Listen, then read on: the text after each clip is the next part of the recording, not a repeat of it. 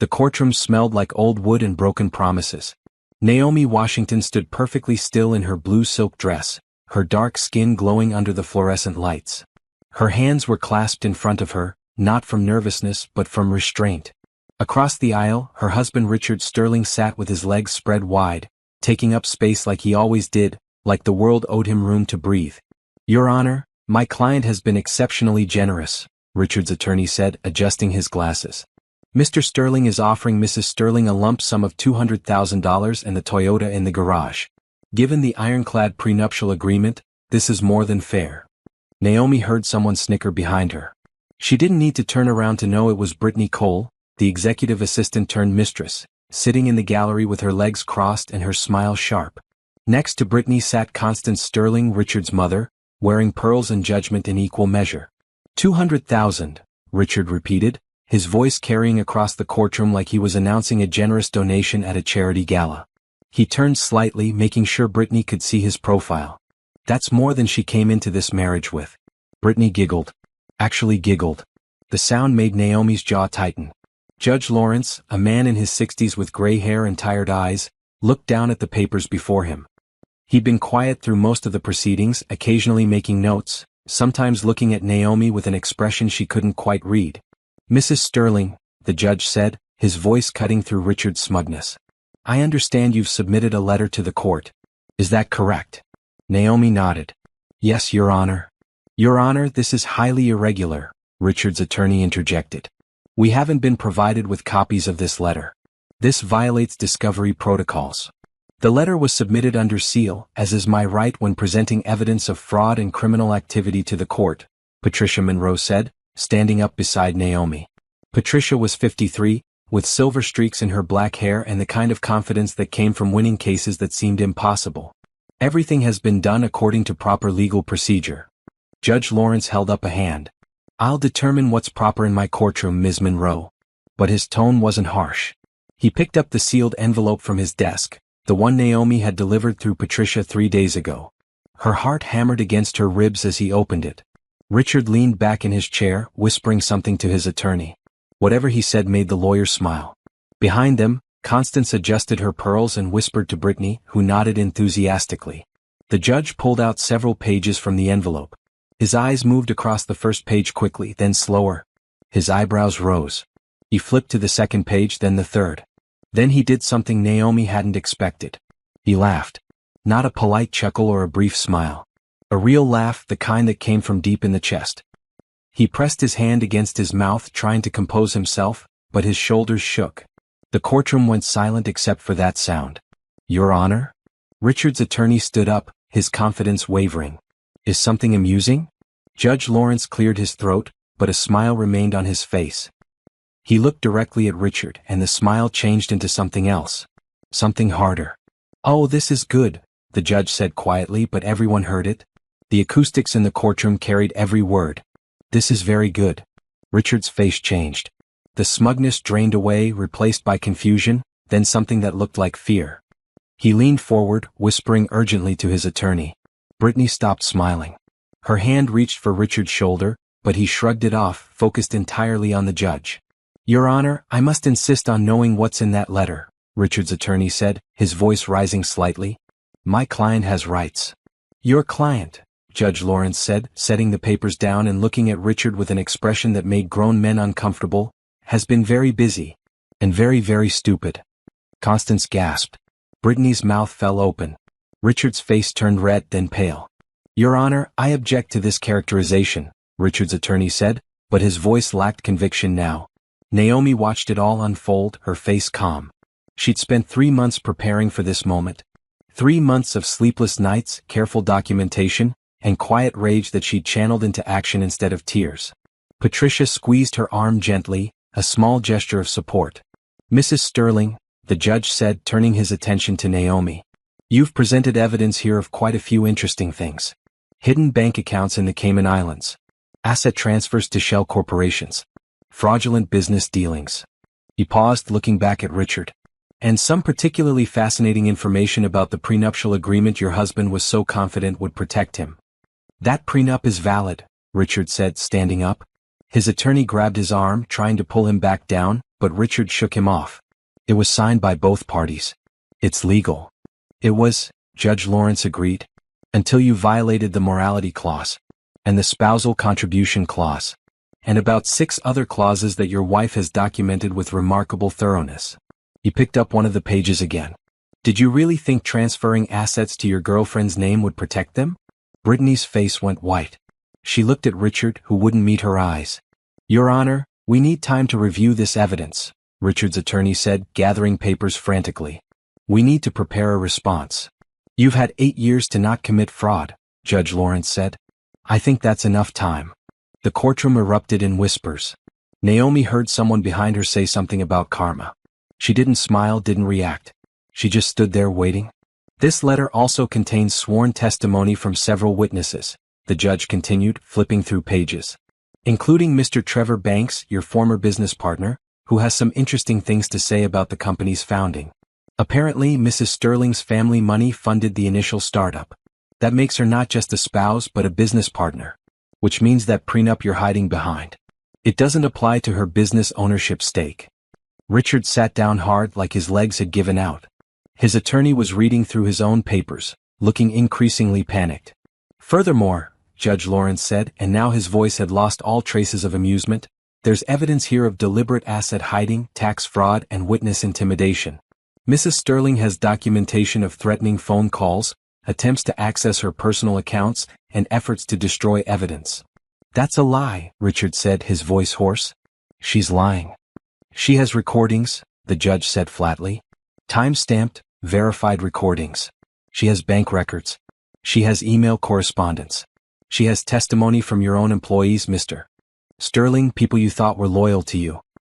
He looked at the papers again, shaking his head. You got sloppy. Or maybe you just never thought your wife was paying attention. Naomi had been paying attention. To everything.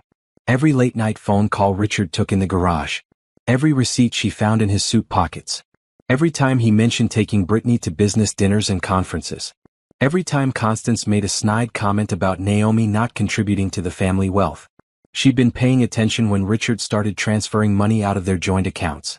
When he put the beach house in Brittany's name. When he convinced Naomi to sign documents he said were tax forms but were actually releases of claims to property. Patricia had helped her understand that last part. Those documents weren't legal because Naomi hadn't had independent counsel review them, and Richard had lied about their purpose. Fraud invalidated contracts. That was something Richard's expensive attorney should have told him. Your Honor, we request a continuance, Richard's attorney said, standing up. This is a lot of information to process. Denied, Judge Lawrence said. Your client had months to prepare his case. He chose to spend that time hiding assets and intimidating his wife. Now he can face the consequences. He looked at Naomi directly. Mrs. Sterling, I'm granting your request for a full forensic audit of all marital assets, including those transferred or hidden during the marriage. I'm also freezing all accounts pending this audit. Richard shot to his feet. You can't do that. I have a business to run. I have obligations. You should have thought about that before committing fraud, the judge said. Sit down, Mr. Sterling. For a moment, Naomi thought Richard might actually argue. His face was purple with rage, his hands clenched into fists. But his attorney pulled him down, whispering urgently in his ear. Constance stood up in the gallery. This is outrageous. My son built that company from nothing. This woman contributed nothing to his success. Mrs. Sterling Sr., Judge Lawrence said, his voice cold, sit down and be quiet or I'll have you removed from my courtroom. According to the evidence before me, your son built his company with your daughter-in-law's money and her family's connections. She contributed plenty. He just chose to forget that. Constance sat down, her face red. Brittany was crying now, mascara running down her cheeks. She grabbed Richard's shoulder again, and this time he let her, though he looked like he wanted to shake her off. This hearing is adjourned, Judge Lawrence said, banging his gavel. We'll reconvene in 30 days for a full accounting of assets. Mrs. Sterling, your attorney will coordinate with the forensic accountants. Mr. Sterling, I suggest you cooperate fully. Any attempts to hide or transfer additional assets will result in criminal charges. He looked at Richard one more time and that almost smile returned. You'll never touch my money again, is that what you said? Well, Mr. Sterling, you might want to reconsider whose money it actually is. The gavel came down again, final and absolute. Naomi stood there as people filed out of the courtroom. She heard Brittany sobbing, heard Constance hissing at Richard, heard Richard's attorney on his phone already, probably calling in reinforcements. She heard all of it, but none of it mattered.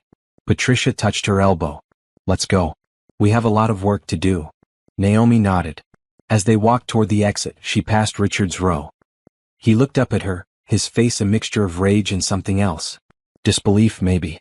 Like he couldn't understand how this had happened, how his quiet wife had become this person who could dismantle his world with a single letter. She didn't say anything to him. There was nothing left to say. The time for talking had ended the day she found hotel receipts in his jacket pocket. The day she heard him tell Brittany on the phone that Naomi was just an obstacle to work around. The day Constance told her at a charity luncheon that she'd never been good enough for this family anyway. Outside the courthouse, the sun was bright. Naomi took a deep breath of fresh air, feeling lighter than she had in months. Patricia was already on her phone, coordinating with the forensic team. "How do you feel?" Patricia asked when she hung up. Naomi considered the question. She thought about the 8 years she'd spent trying to be the perfect wife. The dinner parties she'd hosted for Richard's business partners. The charity events she'd organized to boost his company's image. The quiet support she'd provided while he took all the credit. The nights she'd lain awake listening to him come home late, smelling like someone else's perfume, knowing and saying nothing while she gathered evidence. "I feel," Naomi said slowly, "like I can finally breathe." Patricia smiled. "Good. Because now the real work begins. We're going to take everything he thought he could keep from you. Every hidden account, every transferred asset, every dollar he tried to steal. And we're going to do it completely legally." Naomi looked back at the courthouse, where she knew Richard was probably still inside, arguing with his attorneys, calling his mother, maybe comforting Brittany. Let them scramble. Let them panic. Let them feel, for once, what it was like to be powerless. She'd been powerless for too long. The woman who had walked into that courtroom today wasn't the same woman who had married Richard Sterling 8 years ago. That woman had believed in love and trust and partnership. This woman believed in documentation, evidence, and justice. "Let's go," Naomi said to Patricia. "We have a company to audit." As they walked to Patricia's car, Naomi pulled out her phone. There was a text from Trevor, Richard's former business partner, the one who had provided testimony about the company's founding. It said simply, "Did it work?" Naomi typed back, "Better than we hoped." She hit send and put the phone away. The judge's laughter still echoed in her mind. That moment when everything changed, when Richard's confidence cracked, when Brittany's smile vanished, when Constance's superiority crumbled. That was the moment Naomi had been working toward. Not for revenge exactly, though she wouldn't lie and say that didn't feel good. But for something more important, justice. For being seen. For having her contributions recognized. For making sure that Richard Sterling understood, finally, that she was not nothing. She was everything he tried to pretend she wasn't. And now the whole world was going to know it. 8 years earlier, Naomi Washington had believed in fairy tales. Not the princess kind with castles and glass slippers, but the modern version where smart, ambitious people found each other and built something beautiful together. She'd met Richard Sterling at a tech conference in San Francisco. Naomi was there representing her family's investment firm, looking for promising startups to fund. Richard was there with a prototype and a dream, pitching his idea for a cloud security platform to anyone who would listen. He wasn't the most polished presenter. His slides had typos and his suit didn't fit quite right. But his passion was real, and Naomi could see past the rough edges to the potential underneath. She approached him after his pitch, introducing herself and asking questions about his technology. They talked for 3 hours that first day. About his vision for the company, about market opportunities, about the future of digital security. Naomi found herself drawn not just to his ideas but to him. The way his eyes lit up when he explained complex technical concepts. The way he listened when she offered business advice. The way he looked at her like she mattered. By the end of the conference, they'd exchanged numbers. By the end of the month, they were dating. By the end of the year, Naomi's family firm had invested $2 million in Richard's startup, and Naomi had moved from Boston to San Francisco to be with him. "You're taking a big risk," her father had said when she told him about the investment.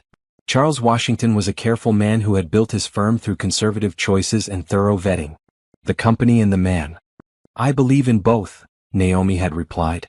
And she had. Completely. The early days were hard but good. Richard worked 18-hour days and Naomi worked alongside him. She wasn't just his girlfriend but his business partner, helping refine his pitch, connecting him with potential clients, reviewing contracts. Her business degree and her father's training made her invaluable, though Richard always introduced her as his girlfriend first, business partner second. She didn't mind then. She was in love, and love meant supporting your partner's dreams.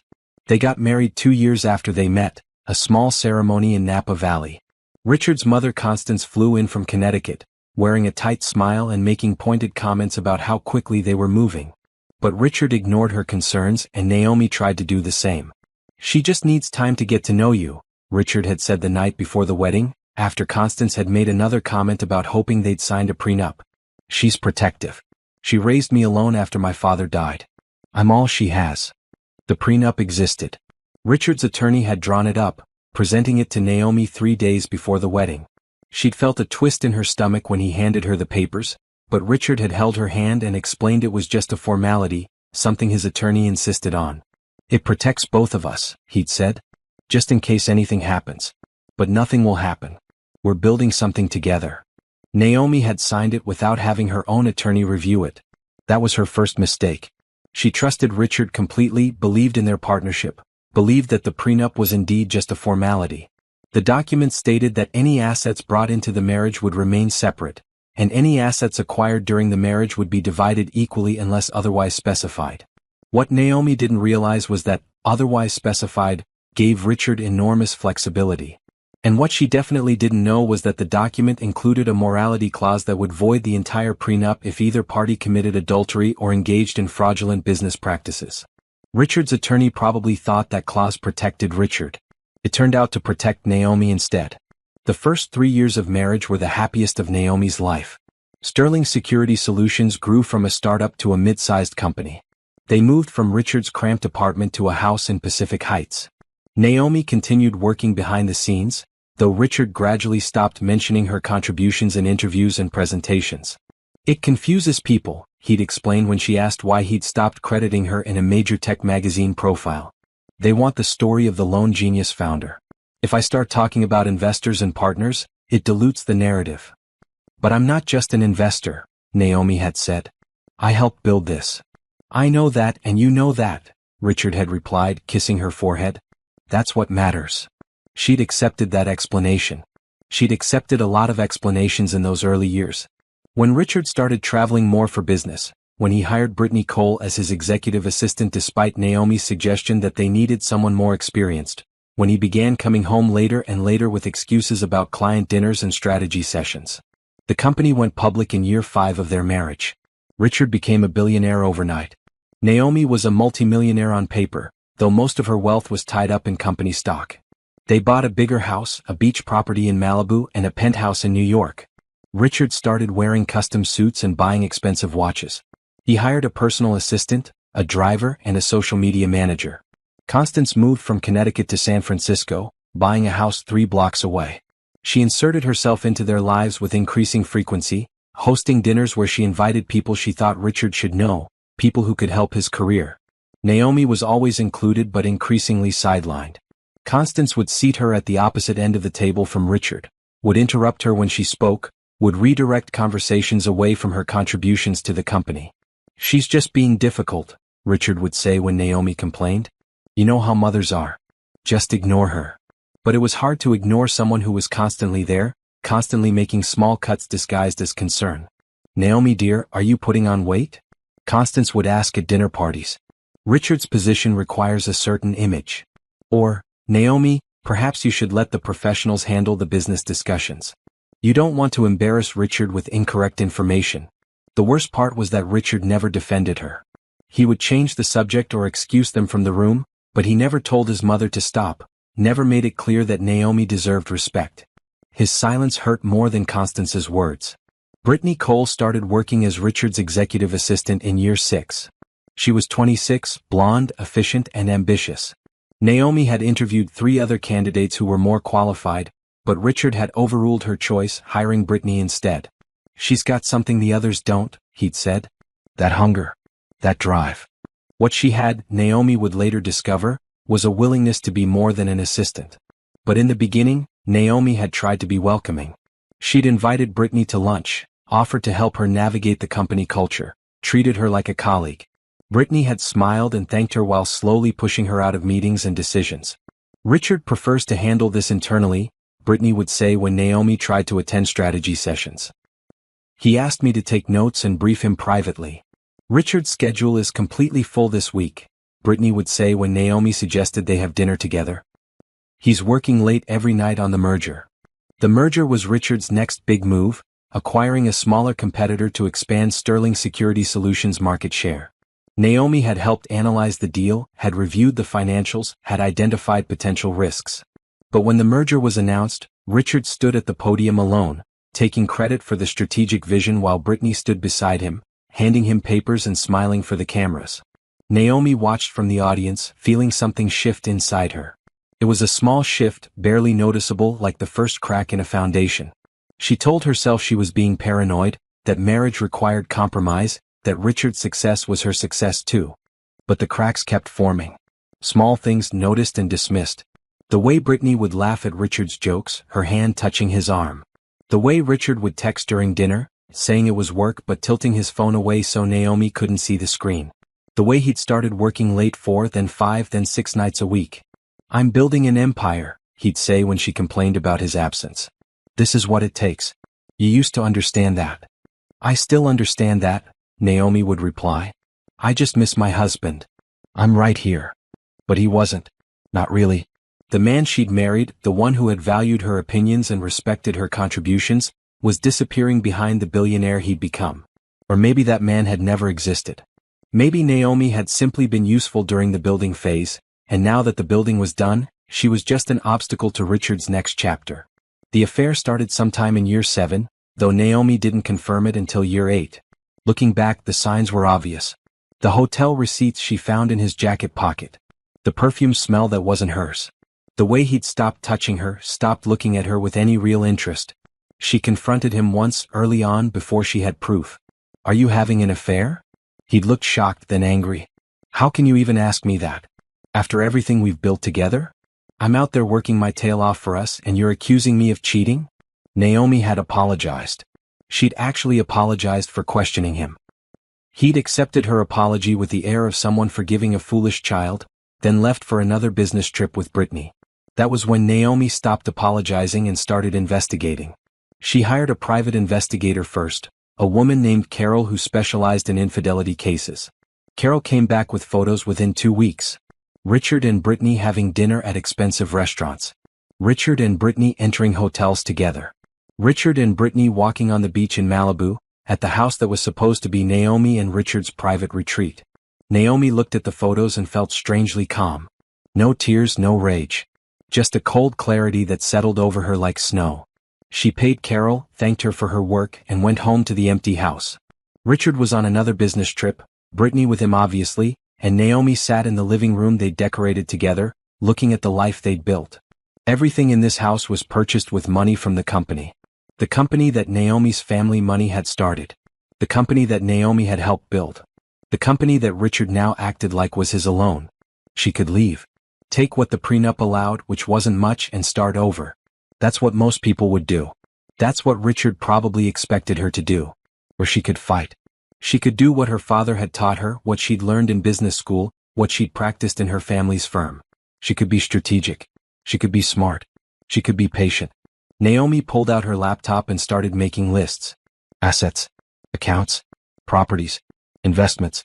Everything she knew about Sterling Security Solutions finances.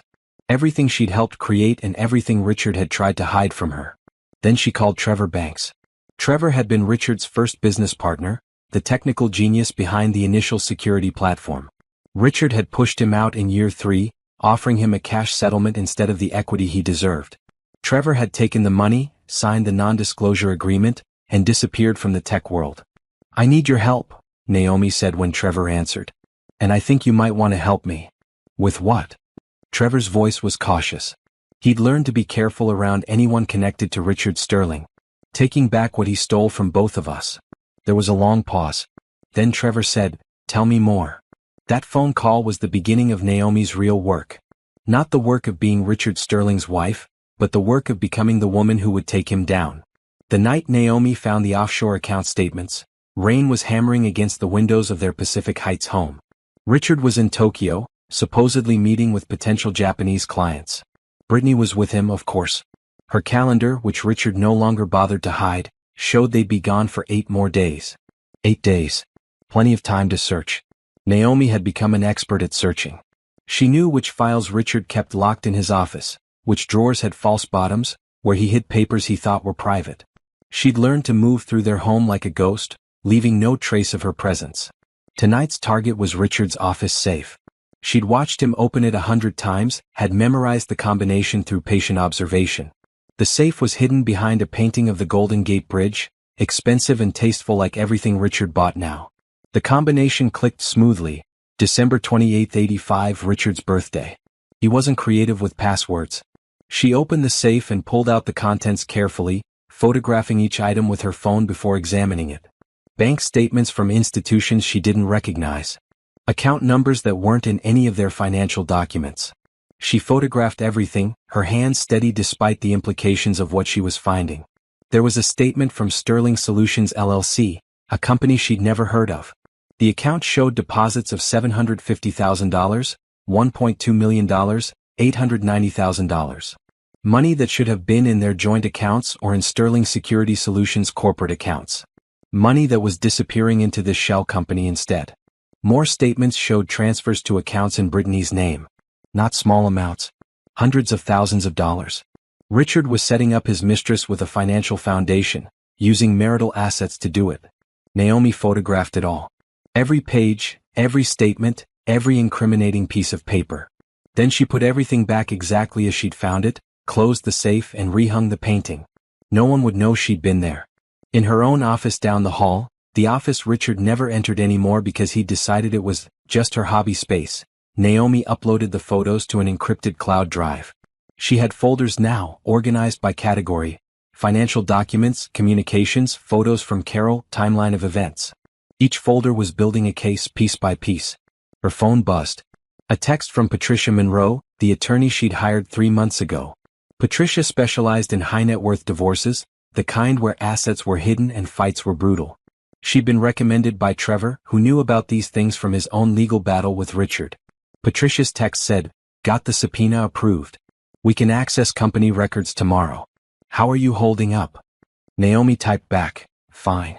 Just found offshore accounts. Sending files now. Good work. Get some rest." Rest. Naomi almost laughed. She hadn't slept properly in months. Every night was filled with questions and plans, with imagining the courtroom confrontation, with wondering if she was doing the right thing. Not the legally right thing. She was confident about that. But the emotionally right thing. The thing that would let her move forward. Because this wasn't just about money. The money was important, yes. She deserved half of what they'd built together, deserved recognition of her contributions. But more than that, this was about being seen. About refusing to be erased from a story she'd helped write. Richard had tried to erase her. Every interview where he claimed to be a self-made billionaire. Every article that portrayed him as a solo genius. Every time he stood in front of investors and employees, taking credit for strategies Naomi had developed, for connections Naomi had made, for work Naomi had done. She'd been erased so thoroughly that even she had started to disappear. Stopped offering opinions at dinner parties because Richard would talk over her. Stopped attending company events because Brittany would sideline her. Stopped arguing with Constance because Richard never backed her up anyway. The discovery of the offshore accounts was the final piece falling into place. Richard wasn't just unfaithful. He was stealing. From her, from the company, from investors. He'd been moving money for months, maybe years, preparing for the day he would divorce her and keep everything. He thought the prenup protected him. He thought Naomi was too passive to fight. He thought wrong on both counts. Naomi opened her laptop and added the new information to her master document, the timeline she'd been building. It started 18 months ago with the first hotel receipt she'd found. It tracked every piece of evidence chronologically, every suspicious transaction, every lie she'd caught him in. Patricia said it was the most thorough documentation she'd ever seen from a client. "Most people are too emotional to be this organized," Patricia had told her. "They want to yell and cry and throw things. You're treating this like a business deal." "It is a business deal," Naomi had replied. "He treated our marriage like a business deal. So I'm going to beat him at business." Her phone rang. Trevor's name appeared on the screen. She answered immediately. Did you get what you needed? Trevor asked without preamble. He'd become her ally in this, motivated by his own desire to see Richard face consequences. Richard had stolen Trevor's work, his ideas, his contributions to the company. Now Trevor was helping Naomi prove it. More than I expected, Naomi said. Offshore accounts, shell companies, transfers to Brittany. He's been planning this for a while. That sounds like Richard. Always 3 steps ahead, or so he thinks. Trevor paused. Are you sure you want to do this? Once you file, there's no going back.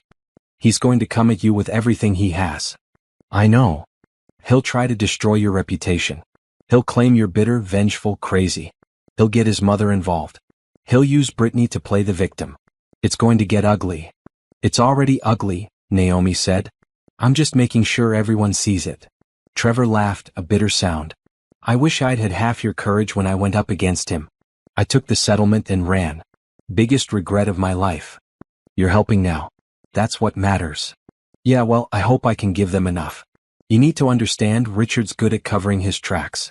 He's got lawyers who know every loophole. The offshore accounts are good, but he'll claim they're legitimate business structures. They're not legitimate. And I have documentation showing he used marital assets to fund them. Patricia says that's fraud. Patricia's right. But Richard will argue, and he'll have expensive experts backing him up. Naomi looked at the rain streaming down her window, thought about Richard in Tokyo, probably with Brittany in some expensive hotel suite, celebrating another successful trip, never knowing what was waiting for him at home. Let him argue, Naomi said. Let him bring his experts and his lawyers and his mother. I have the truth, Trevor. And I have time. He thinks I'm sitting at home being the obedient wife. He has no idea I've been preparing for this since the day I found the first receipt. They talked for another hour, reviewing the evidence, planning next steps. Trevor had agreed to testify about Richard's original lies regarding the company's founding, about how Naomi's money had actually funded the startup despite Richard's claims of bootstrapping his way to success. Trevor had copies of early contracts, emails that showed Naomi's involvement, documents Richard thought had been destroyed. When Naomi finally hung up, it was past midnight. The rain had stopped, and the city lights sparkled beyond her window. She thought about Richard, probably asleep now on the other side of the world, comfortable in his deception. She thought about Brittany, probably beside him, believing she'd won something. They had no idea what was coming. They thought Naomi was weak, passive, defeated. They thought she'd sign whatever divorce papers Richard presented, take whatever scraps he offered, and disappear quietly. That was their mistake. Naomi Washington had never been weak. She'd been patient. She'd been strategic. She'd been gathering evidence while they got careless and confident. The next morning, Naomi met Patricia at a coffee shop downtown, far from anywhere Richard's friends or colleagues might see them. Patricia arrived with Helen Rodriguez, the forensic accountant she'd brought onto the case.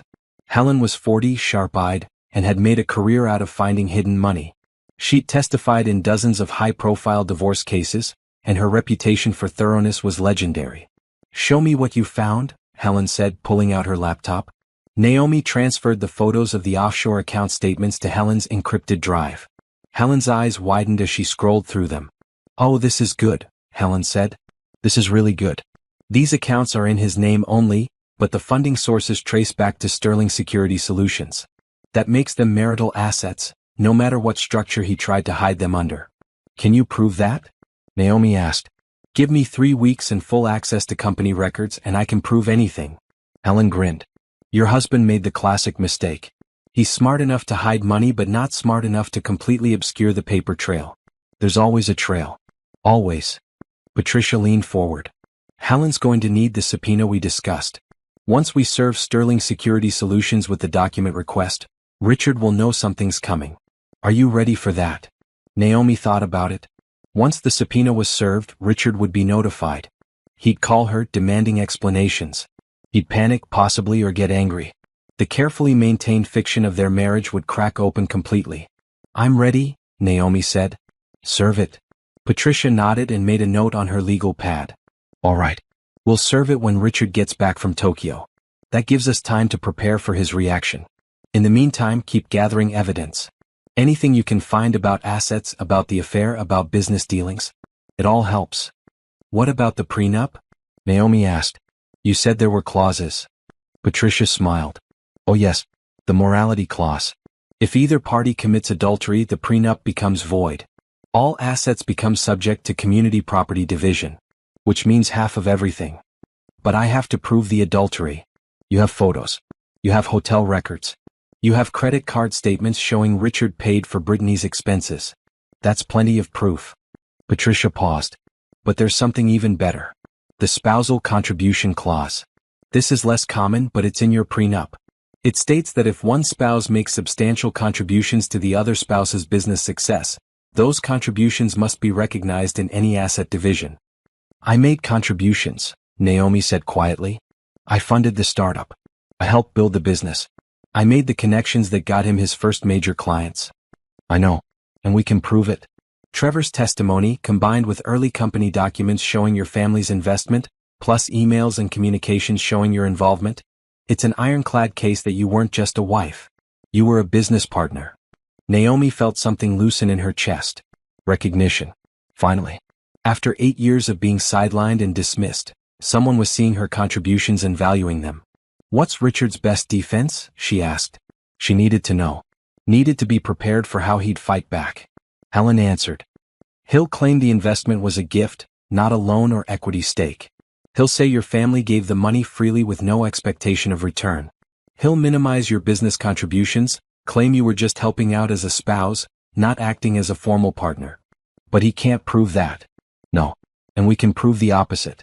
Patricia's already digging up incorporation documents, shareholder agreements, everything that shows your family's money was an investment, not a gift. And Trevor's testimony about your actual role in the company will contradict Richard's lone genius narrative. They talked for 2 more hours, planning strategy, discussing timelines, preparing for various scenarios. When Naomi finally left the coffee shop, she felt something she hadn't felt in months. Hope. Real, solid hope that this might actually work. She drove home through the city, past the Sterling Security Solutions headquarters building downtown, the glass tower with Richard's name on it. Soon, very soon, that building would represent something different. Not Richard's triumph, but the empire they'd built together. The empire he tried to steal. Her phone buzzed with a text from Richard. Tokyo meeting's going well. Be home Friday. Miss you. The casual lie of it. The ease with which he pretended everything was fine. Naomi stared at the text for a long moment, then typed back, see you then. She didn't say she missed him too. That would have been a lie, and Naomi was done with lies. She'd been living in Richard's lie for too long, accepting his version of their story. Now she was going to tell the truth, and the truth was going to cost him everything he tried to take from her. Friday came. Richard returned from Tokyo, tan and relaxed, bringing Naomi an expensive scarf she didn't want. Brittany came back too, of course, returning to her executive assistant duties like nothing was wrong. Monday morning, Patricia's process server walked into Sterling Security Solutions headquarters and delivered the subpoena requesting all financial records, all communications regarding asset transfers, and all documents related to the company's founding and early investments. Naomi was at home when Richard called, his voice tight with barely controlled fury. What the hell is this? Why are lawyers serving subpoenas at my company? Our company, Naomi corrected calmly. And they're serving subpoenas because I've filed for divorce, Richard. The papers should reach you today. Silence. Then, you're filing for divorce? Yes. What? We can work through whatever problems you think we have. Naomi laughed, surprising herself. Problems I think we have? Richard, you've been having an affair with your assistant for over a year. You've been transferring marital assets to offshore accounts. You've been setting up your girlfriend with money that belongs to both of us. Those aren't problems I think we have. Those are crimes you've committed. You can't prove any of that. Actually, I can. I have bank statements, Richard. I have hotel records. I have testimony from people you've betrayed. I have everything I need. Another silence, longer this time. When Richard spoke again, his voice was different. Colt, you're going to regret this, Naomi. That prenup protects me. You'll get nothing. The prenup has a morality clause. You voided it when you cheated. But thanks for reminding me about it. My lawyer will make sure the judge knows you tried to use it despite breaking its terms. This is ridiculous. I'll fight this. I know you will.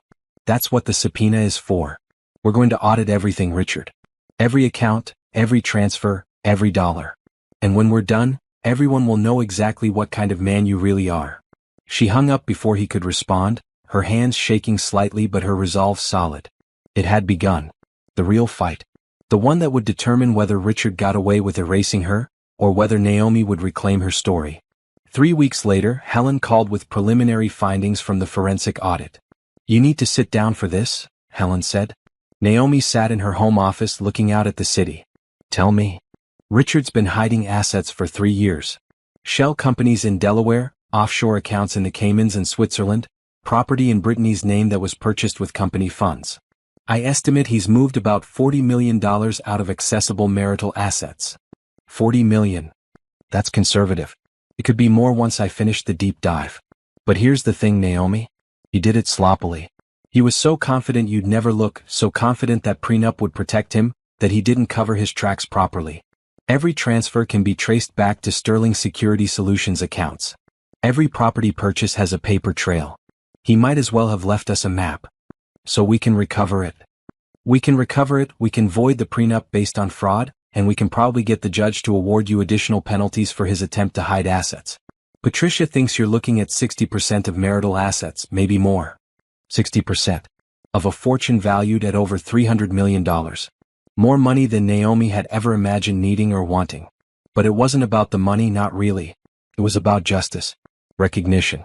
Refusal to be erased. "When can we present this to the court?" Naomi asked. "Patricia wants to wait until we have everything. Build the case so thoroughly that Richard has no defense. Another month, maybe 2. And in the meantime? In the meantime, you keep living your life. Let Richard think he's winning. Let him get confident. Confident people make mistakes." Naomi agreed and hung up. She looked around her office at the space Richard had dismissed as a hobby room. This was where she'd built the case that would bring him down. This was where she'd reclaimed her power. Her phone rang again. Richard's mother, Constance. Naomi considered not answering, then decided she might as well hear what the woman had to say. "Naomi," Constance's voice was ice. "This divorce nonsense needs to stop. You're embarrassing my son, embarrassing our family. Whatever problems you two have, you work them out privately. The problems we have are called adultery and fraud, Constance. I'm not working those out. I'm taking them to court. You ungrateful girl. Richard made you. Everything you have is because of him. And this is how you repay his generosity. Richard made himself with my family's money and my work. I'm just making sure everyone remembers that. You'll never win this. Richard has the best lawyers. The best accountants. You're nothing without him." "Then you have nothing to worry about," Naomi said calmly. "If I'm nothing, I'll lose and your son keeps everything. But if I'm right, if I did contribute, if I do deserve half, well, then you've been backing the wrong person this whole time." She hung up on Constance mid-sputter. Felt good. Better than good. It felt like freedom. The war room, as Patricia called it, was a conference room in her law firm's office. The walls were covered with timeline charts, financial flowcharts, and evidence summaries. A long table held boxes of documents, all carefully organized and labeled. This was where Naomi spent her days now, working alongside Patricia and Helen to build the case that would end her marriage and reclaim her life. "Walk me through the company's founding one more time," Patricia said, recording the conversation on her laptop. "We need your testimony to be airtight. Richard's attorneys will try to poke holes in everything you say." Naomi sat across from her, wearing a green sweater and jeans. She'd stopped dressing up for these sessions. There was no one to impress here, just work to be done. "Richard had the initial idea in 2015, Naomi began. A cloud-based security platform for businesses. He'd been working in tech for a few years but had never started his own company. He needed capital to build a prototype and hire developers. How much capital? He asked for $5 million initially. My father agreed to $2 million. It was a significant investment for our firm. Was this investment documented? Yes. We drew up a shareholder agreement. In exchange for the $2 million, my family received 20% equity in Sterling Security Solutions. Patricia pulled out a folder and slid a document across the table. Is this the agreement? Naomi reviewed it, nodding. Yes. Signed by Richard, my father, and me. I was listed as an officer of the corporation, vice president of strategic development. So you weren't just his girlfriend who happened to have access to money. You were a formal business partner. Exactly. That was important to my father. He wouldn't invest otherwise. Helen leaned forward from her position at the end of the table, where she'd been reviewing bank statements. When did Richard buy out your family's equity? 2 years later, in 2017. The company had grown significantly. Richard wanted full control.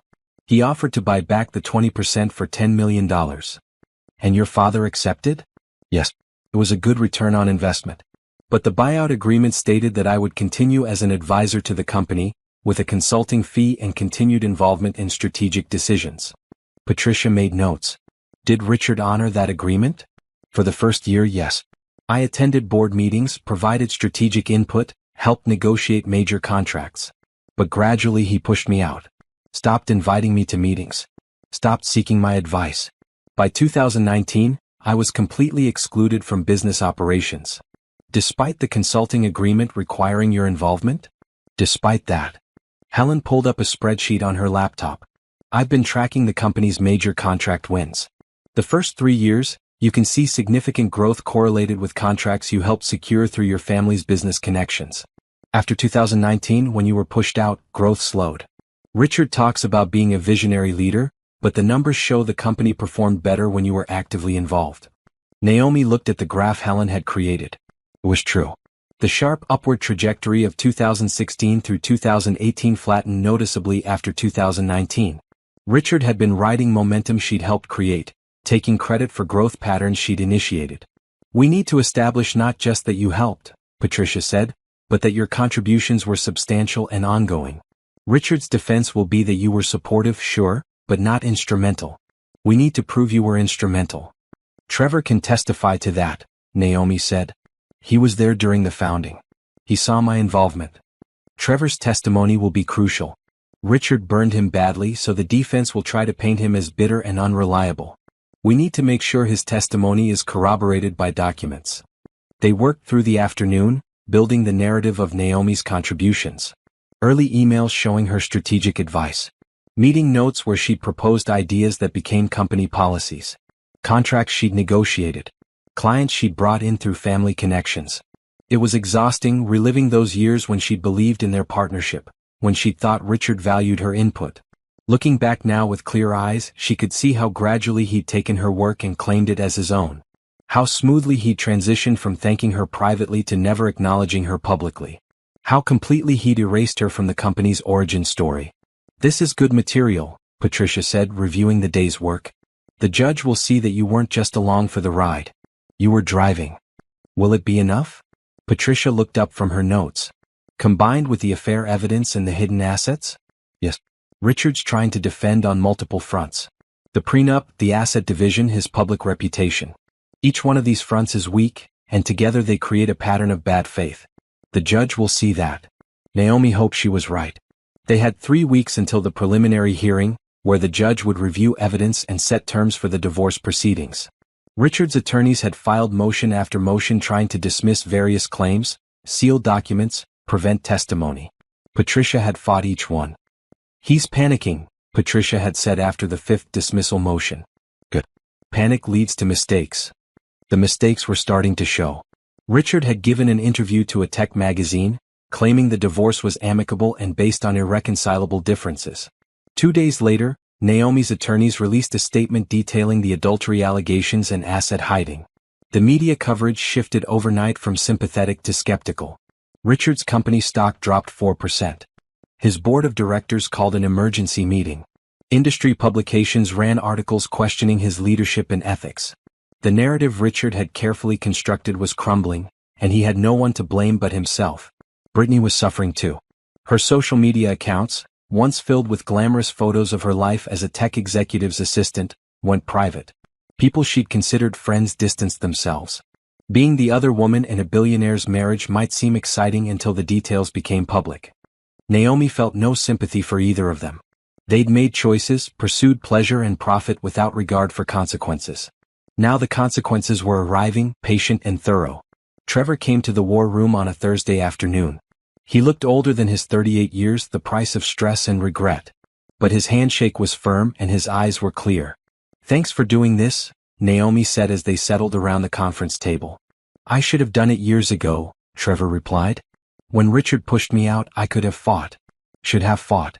Instead I took the money and told myself it was fine. It wasn't fine. Why didn't you fight? Trevor was quiet for a moment. Because I was tired and he was relentless. Because his lawyers were better than mine. Because I believed him when he said if I made trouble, He'd bury me in litigation until I had nothing left. He looked at Naomi directly. You're braver than I was. I'm not brave. I'm angry. Anger's as good as courage sometimes. Patricia guided Trevor through his testimony. He described the company's early days, the long nights working on the prototype, the moment they'd landed their first major client. He described Naomi's role in detail. She wasn't window dressing, Trevor said firmly. She was our business strategist. Richard handled the technology, I handled the engineering, and Naomi handled everything else. Client relationships, investor presentations, market analysis.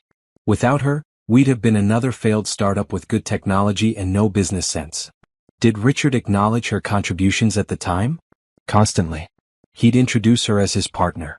Not girlfriend, partner. He valued her input more than anyone's except maybe mine. Trevor paused. Then the company started making real money and Richard changed. Success changed him. He started believing his own press, started thinking he'd done it all himself. When did he start pushing Naomi out? Gradually. First he stopped mentioning her in interviews. Said it was better for the brand if he was the solo founder. Then he stopped inviting her to strategic meetings. Started making decisions without consulting her. By the time he pushed me out, Naomi was already mostly sidelined. Did you think that was fair? No. But I was dealing with my own problems with Richard by then. I should have said something. Should have defended her. I didn't and I regret that. Patricia typed notes as Trevor spoke. This testimony, combined with the documents Naomi has, establishes her as a founder-level contributor. That changes the entire financial picture of the divorce. They worked with Trevor for 3 hours, going over details, preparing him for cross-examination. Richard's attorneys would come at him hard, try to discredit him. But Trevor had documents too, emails and files he'd kept from the early days, proof that corroborated everything he said. After Trevor left, Naomi sat in the conference room alone for a while. The evening sun slanted through the windows, illuminating the charts and documents on the walls. Her life dissected and analyzed. Her marriage reduced to evidence and testimony. It should have felt worse than it did. Instead she felt something like peace. This was truth, documented and verified. These were her contributions finally being recognized. This was justice, slow and methodical and thorough. Her phone buzzed. A text from Richard, "We need to talk. This has gone far enough." Naomi stared at the message. 3 months ago she would have responded immediately.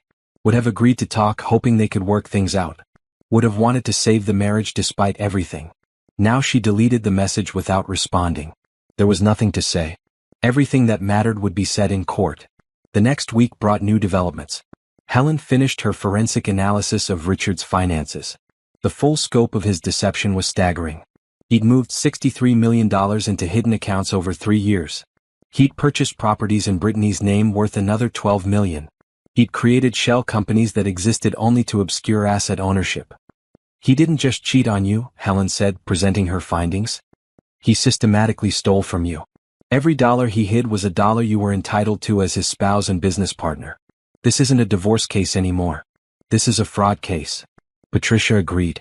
We can pursue criminal charges if you want. The district attorney would be interested in this level of financial fraud. Naomi considered it. Criminal charges would mean a trial, publicity, years of her life consumed by legal proceedings. It would mean watching Richard potentially go to prison, his company collapse, his reputation destroyed completely. It was tempting. But it was also exhausting just thinking about it. Let's focus on the divorce, Naomi said. Get me what I'm owed, make sure his crimes are part of the public record. The district attorney can decide if they want to prosecute. I just want to be done with him. That's reasonable, Patricia said. The civil case will accomplish everything you need. Full asset division, recognition of your contributions, and a legal record of his fraud. The court of public opinion will do the rest. The media coverage was already brutal. Tech bloggers who had once praised Richard as a visionary now questioned his business ethics. Industry analysts discussed the implications of the hidden assets. Feminist commentators wrote about the pattern of male entrepreneurs erasing their female partners' contributions. Richard's carefully constructed public image was in ruins. His company's stock continued to drop. His board discussed replacing him as CEO. Everything he'd built on lies was collapsing under the weight of truth. Brittany disappeared from public view entirely. Someone leaked that she'd been subpoenaed to testify about the asset transfers to her accounts. Her attorney released a statement claiming she'd been unaware the money came from marital assets, that Richard had told her they were his personal funds. No one believed her. Constance tried to mount a defense in the press, giving an interview where she claimed Naomi was a gold digger who had never loved Richard, only his money. Patricia's office responded with documents showing Naomi's family wealth exceeded Richard's at the time of their marriage. The interview made Constance look desperate and foolish. 3 days before the preliminary hearing, Richard called Naomi directly. She almost didn't answer, but curiosity won. "What do you want?" "To settle this," Richard said. His voice was tired, defeated. "Tell me what you want, and let's end this without going to court." "I want half of everything. I want recognition that I helped build Sterling Security Solutions. I want you to admit publicly that you hid assets and lied about my contributions." That's too much." "No, it's exactly right. It's what I'm owed." "Naomi, please. This is destroying everything. The company's value is plummeting. My reputation is gone. Can't we find a middle ground? You should have thought about that before you cheated on me, stole from me, and tried to erase me from our company's history." "I never tried to erase you." "You did. Completely. You took everything I built and claimed it as your own. You made me invisible. Now I'm making myself visible again, and you don't like what people see." Richard was quiet for a long moment. "I'll give you 40%. That's more than fair." "Half. And the admission." "I can't admit to fraud. That opens me up to criminal prosecution." "That's your problem, not mine." "Naomi." His voice changed, becoming pleading. "We loved each other once. Doesn't that mean anything?" "It meant everything to me. You're the one who treated it like nothing." She hung up. Her hands were shaking, but not from uncertainty. From anger, yes, but also from finality. That conversation was the last time she would speak to Richard outside of legal proceedings. The man she'd married was gone, if he'd ever existed at all. What remained was a stranger who happened to share her last name. For now. The preliminary hearing was 2 days away. Patricia was confident, Helen was prepared, Trevor was ready to testify. Everything they'd built over 3 months of investigation and documentation would be presented to Judge Lawrence. He would review the evidence, hear initial arguments, and set the terms for the divorce proceedings. "Richard's attorneys will try to get the adultery evidence excluded," Patricia warned. "They'll argue it's irrelevant to asset division. We'll counter that it's relevant to the prenup's morality clause. The judge will likely allow it. And the hidden assets? That's our strongest case. Helen's analysis is bulletproof. Richard's attorneys have tried to discredit her findings, but they can't. The money trail is too clear." "What about Trevor's testimony?" "They'll attack his credibility, claim he's bitter about being pushed out, argue he's lying to get revenge. But we have documents supporting everything he says. His testimony isn't just words. It's corroborated facts." Naomi nodded, trying to absorb all the information. This was it. The moment when everything she'd worked for would either succeed or fail. The moment when she'd either reclaim her story or lose it forever. "Are you nervous?" Patricia asked gently. "Yes." "Good. Nervous means you care. Just remember we have the truth on our side. That matters more than money or lawyers or reputation. The truth has a weight to it. Judge Lawrence will feel it." Naomi hoped she was right. She'd bet everything on truth winning against lies. If she was wrong, if Richard's money and lawyers could obscure the facts enough to let him escape consequences, then what was the point of any of it? But she couldn't think that way. Couldn't let doubt creep in now. She'd come too far, worked too hard, exposed too much of her pain.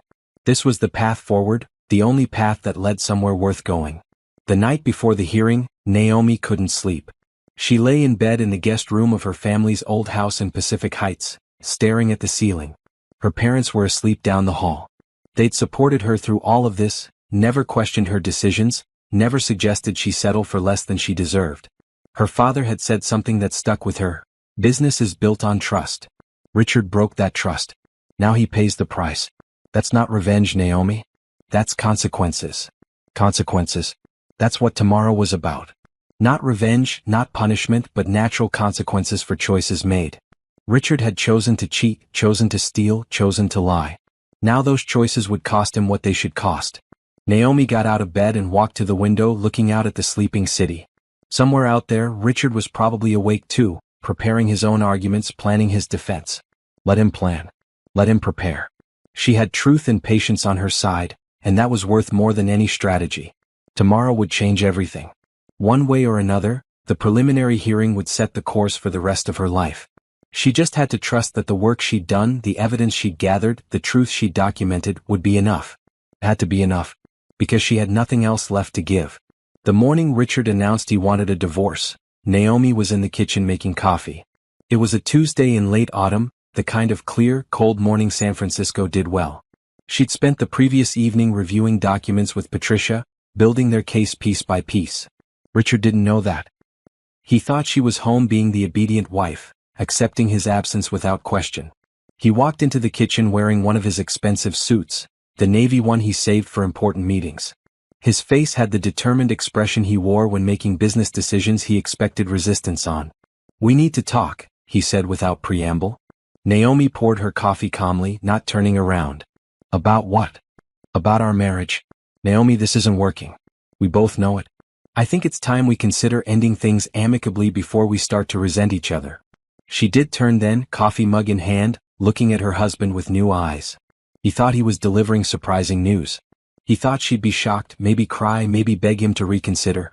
He had no idea she'd been 3 steps ahead for months. "You want a divorce," she said flatly. "I think it's best for both of us. We've grown apart. You're not happy, I'm not happy. The prenup makes it simple. We can handle this quickly and painlessly." Painlessly? Naomi almost laughed. "For whom?" Richard shifted uncomfortably. "For both of us. Look, I'll be fair. More than fair. You'll be taken care of financially. You won't have to worry about money. How generous of you. To take care of me with money I helped you earn. Naomi, don't make this harder than it needs to be. The prenup is clear. What's mine remains mine. But I'm willing to give you a settlement beyond what the prenup requires. 200,000, maybe more. That's more than enough to start fresh. 200,000. Out of a fortune worth over 300 million. Out of a company she'd helped build. Out of assets she'd helped accumulate. He was offering her less than 1% and calling it generous. "And Brittany?" Naomi asked. "Does she get a settlement too?" Richard's face changed, the mask of reasonable businessperson slipping. "What does Brittany have to do with this?" "Everything. This divorce isn't about us growing apart, Richard. It's about you wanting to legitimize your affair. It's about you moving your mistress into my life without the inconvenience of me being in it. You're being paranoid. I have photos. Hotel receipts. Bank records showing you've been paying for her apartment, her car, her lifestyle. I know about the offshore accounts.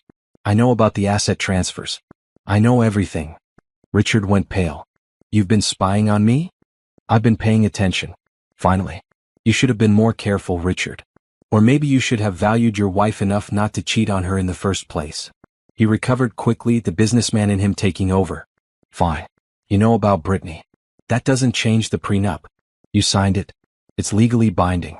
You get what it says you get, and that's that. The prenup has a morality clause. You voided it when you committed adultery. That will never hold up in court. We'll see." Richard stared at her, reevaluating.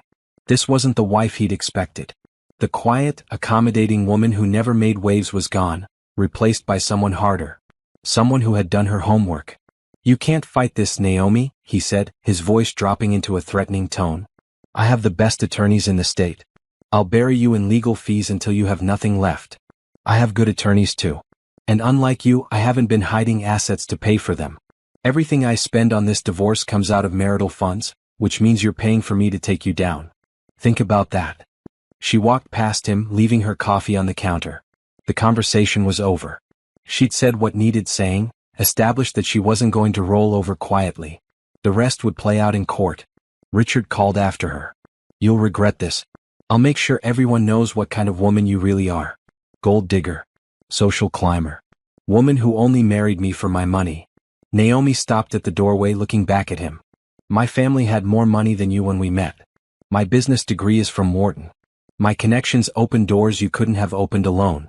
So if you want to tell people I'm a gold digger, go ahead. The facts won't support you."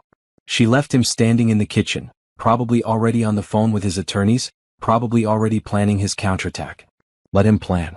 She had plans of her own, and they were further along than he imagined. 2 days later, moving trucks arrived at the house. Not for Naomi. For Brittany. Richard was moving his mistress into their home while the divorce proceedings began, a move so audacious it would have been funny if it weren't so insulting.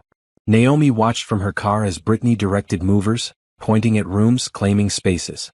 The woman was 26 and wearing designer clothes Naomi recognized from Richard's credit card statements. She moved through Naomi's home like she owned it, like 8 years of marriage could be erased with moving boxes and a billionaire's arrogance.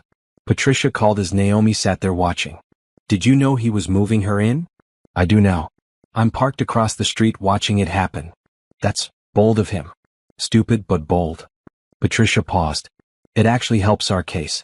Shows lack of respect for the marriage, supports the adultery claim. The judge will note it. It feels like a violation." "It is a violation. But don't engage Naomi. Don't go in there and confront them. Let them be stupid. Let them get comfortable. Their confidence will hurt them later." Naomi agreed and drove away. Going into the house would solve nothing. It wasn't her home anymore anyway. She'd already moved most of her personal belongings to her parents' house. What remained were things that belonged to the life she was leaving behind. The charity event happened a week later. It was the annual tech industry gala, the kind of event Naomi had attended every year since marrying Richard. This year she planned to skip it, but Patricia suggested otherwise. "Show your face. Show you're not hiding. Show you're not ashamed. Richard will expect you to hide.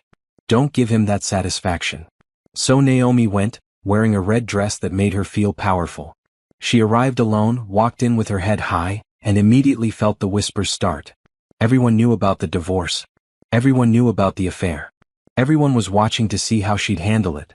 Richard was there with Brittany, of course. His arm around her waist, making a statement. Brittany wore a blue dress that probably cost more than most people's cars, her hand possessively on Richard's chest. They looked like a couple in love, two people who belonged together. Constance spotted Naomi first. Richard's mother cut across the room with the determination of a missile seeking its target, her pearls bouncing with each step. "You have some nerve showing up here," Constance hissed when she reached Naomi. "After what you're doing to my son. After the lies you're spreading." "I haven't lied about anything. Everything in the court filings is true and documented." "You're trying to destroy him. Trying to take everything he's worked for." "Everything we worked for," Naomi corrected. "I helped build that company, Constance. You just refused to see it. You were a spouse. That's all. You don't get to claim credit for his genius. His genius used my family's money and my business connections. Those are facts, not claims." People were gathering now, pretending not to listen while hanging on every word. Constance's voice was rising, drawing attention. Naomi kept hers level, refusing to match the older woman's anger. "You ungrateful, grasping woman," Constance said, loud enough now that heads were turning openly. "My son gave you everything. A home, status, a place in society. And this is how you repay him. By trying to steal his money." "His money?" Naomi felt her own anger rising but kept it controlled. "Tell me, Constance, where did Richard get his startup capital? Who funded Sterling Security Solutions when it was just an idea?" "He bootstrapped. He worked hard. He used my family's $2 million investment. That's documented. Public record. He didn't bootstrap anything. He used my money to build his empire." Constance's face went red. "That's a lie. It's in the incorporation documents. Ask Richard's attorneys. They've seen them." Before Constance could respond, Richard appeared, Brittany still attached to his side. His face was tight with controlled fury. "Mother, that's enough," he said, taking Constance's arm. "Let's not make a scene." "A scene?" Naomi looked at Brittany directly for the first time. The younger woman met her eyes with a mixture of defiance and uncertainty.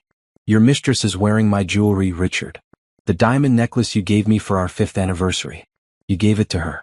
And you're worried about a scene?" Brittany's hand flew to the necklace and her face paled. She hadn't known.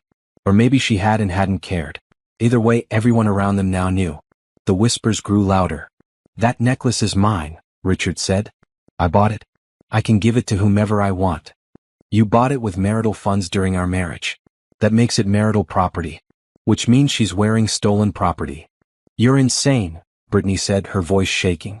"Richard loves me. He wants to be with me. You just can't accept that." "Richard loves your youth," Naomi replied calmly. "He loves that you make him feel important and don't question his decisions.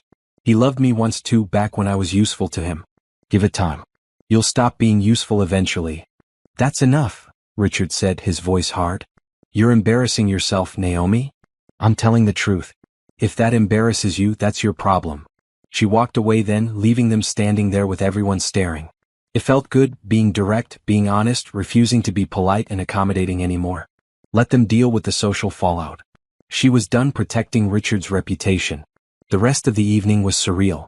People approached Naomi with cautious sympathy, not sure what to say. Some offered support, others pretended nothing was wrong. A few brave souls directly asked about the divorce, and Naomi gave them honest answers. Richard was having an affair. Richard had hidden assets. The case would be decided in court. By the end of the night, the story was everywhere. Social media lit up with accounts from attendees. The confrontation between Naomi and Constance. The revelation about the necklace. Richard's obvious discomfort. It was a public relations disaster for him, and he'd walked right into it by bringing Brittany to an event everyone knew his wife might attend. Patricia called the next morning, laughing. "I don't know whether to thank you or scold you. That was quite a performance." "I wasn't performing. I was just being honest." Well, your honesty cost Richard a few more points in public opinion. His stock dropped another 2% this morning. The board is getting nervous. Good. The other good news is that confrontation establishes Brittany's knowledge of the affair publicly. She can't claim she didn't know Richard was married now. Everyone saw them together, acting like a couple while you're still legally his wife. So it helps the case? Everything helps the case, Naomi. Every mistake they make, every public display, every arrogant assumption that they can do what they want without consequences. It all builds the narrative that Richard is reckless and dishonest. Judges notice those things. Over the following weeks, Richard's attacks escalated. His attorneys filed motions claiming Naomi was attempting to destroy his business for vindictive reasons. They claimed she'd never been involved in company operations beyond social support. They claimed the hidden accounts were legitimate business structures. Patricia countered each motion with documentation. Trevor's testimony. Email records. Financial analysis from Helen. Meeting notes showing Naomi's strategic input. Everything Richard tried to deny, they proved. Richard gave another interview, this time to a business channel. He portrayed himself as a victim of a bitter ex-wife who couldn't accept that their marriage had ended. He spoke about building his company through hard work and sacrifice. He didn't mention Naomi's family's investment or her contributions. He didn't mention Brittany or the affair. The interview backfired. Viewers saw a wealthy man playing victim, complaining about the woman trying to claim what she was owed.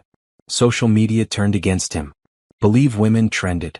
Pay Your Wife became a hashtag. Richard's carefully crafted image as a tech visionary crumbled under scrutiny. His company's board met again. This time they didn't just discuss. They acted.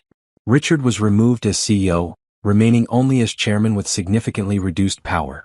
The board cited concerns about his judgment and the ongoing legal proceedings' impact on company stability. Richard called Naomi after the board meeting, his voice raw with fury. "Are you happy now? You've destroyed everything."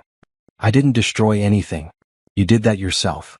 The board removed me because of your lies. Because of this divorce circus you created. The board removed you because you committed fraud and adultery, and those things became public. I didn't make you do those things, Richard. You chose them. I built that company. Me. And you're taking it away. We built that company. Together. You just forgot that part." He hung up on her. It was the last direct conversation they'd have before the preliminary hearing. Everything else would go through attorneys, formal and legal and distant. Brittany disappeared from social media entirely after the charity event.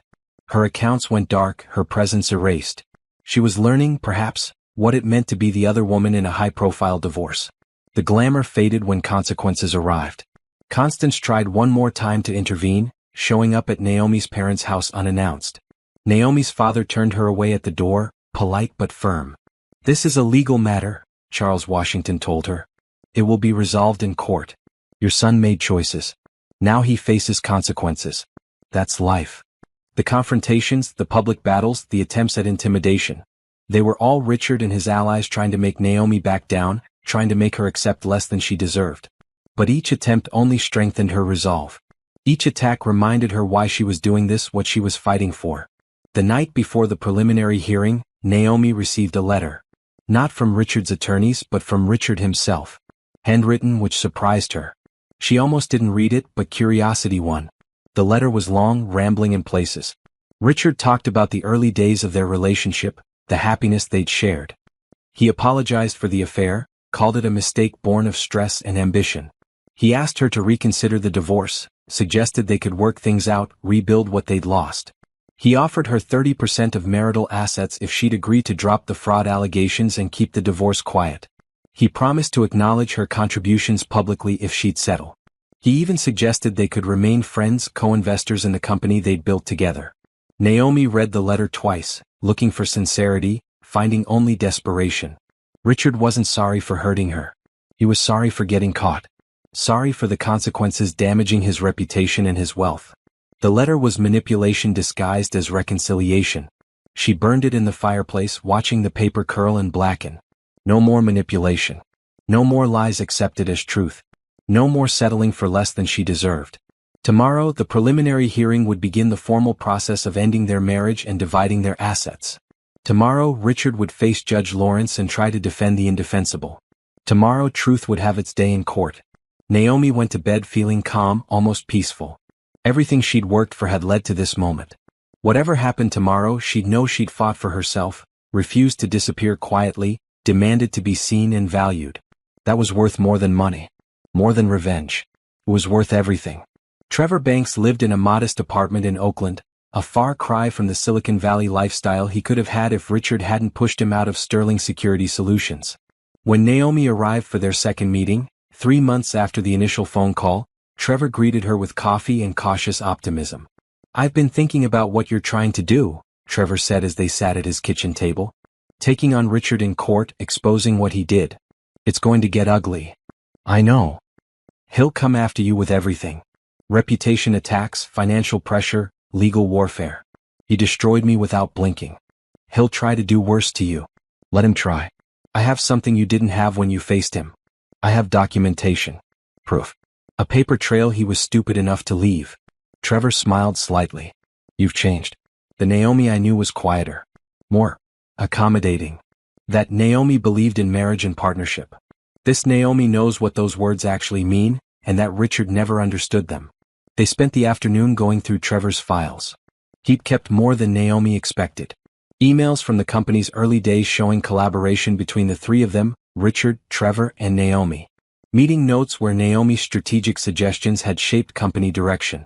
Financial documents showing the initial investment from her family. "Why did you keep all this?" Naomi asked, looking at the careful organization of files. "Insurance," Trevor said. "When Richard pushed me out, I knew something wasn't right. The way he rewrote history, claiming he built everything alone. I kept the files in case I ever needed to prove otherwise. And now I need to prove otherwise." "Yeah. Richard's pattern is to erase people who helped him. I was erased from the company's founding story. Now he's trying to erase you from the marriage story. But we both have proof he's lying." Trevor's testimony would be critical. Not just because he witnessed Naomi's contributions, but because his own experience with Richard established a pattern. Richard had betrayed multiple partners, claimed credit for others' work, and rewritten history to center himself. One instance could be disputed. A pattern was harder to deny. "Are you sure you want to do this?" Naomi asked. "Testifying means putting yourself back in Richard's crosshairs. He'll attack your credibility." "I'm sure. I should have fought him years ago. Maybe if I had, you wouldn't be going through this now." Trevor paused, looking at the files spread across his table. "Besides, I'm tired of him getting away with it.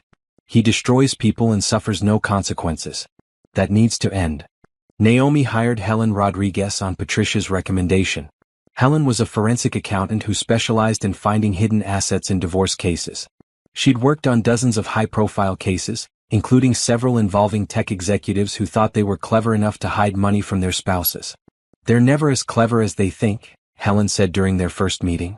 Her office was cluttered with financial documents, computer screens showing spreadsheets and data visualizations.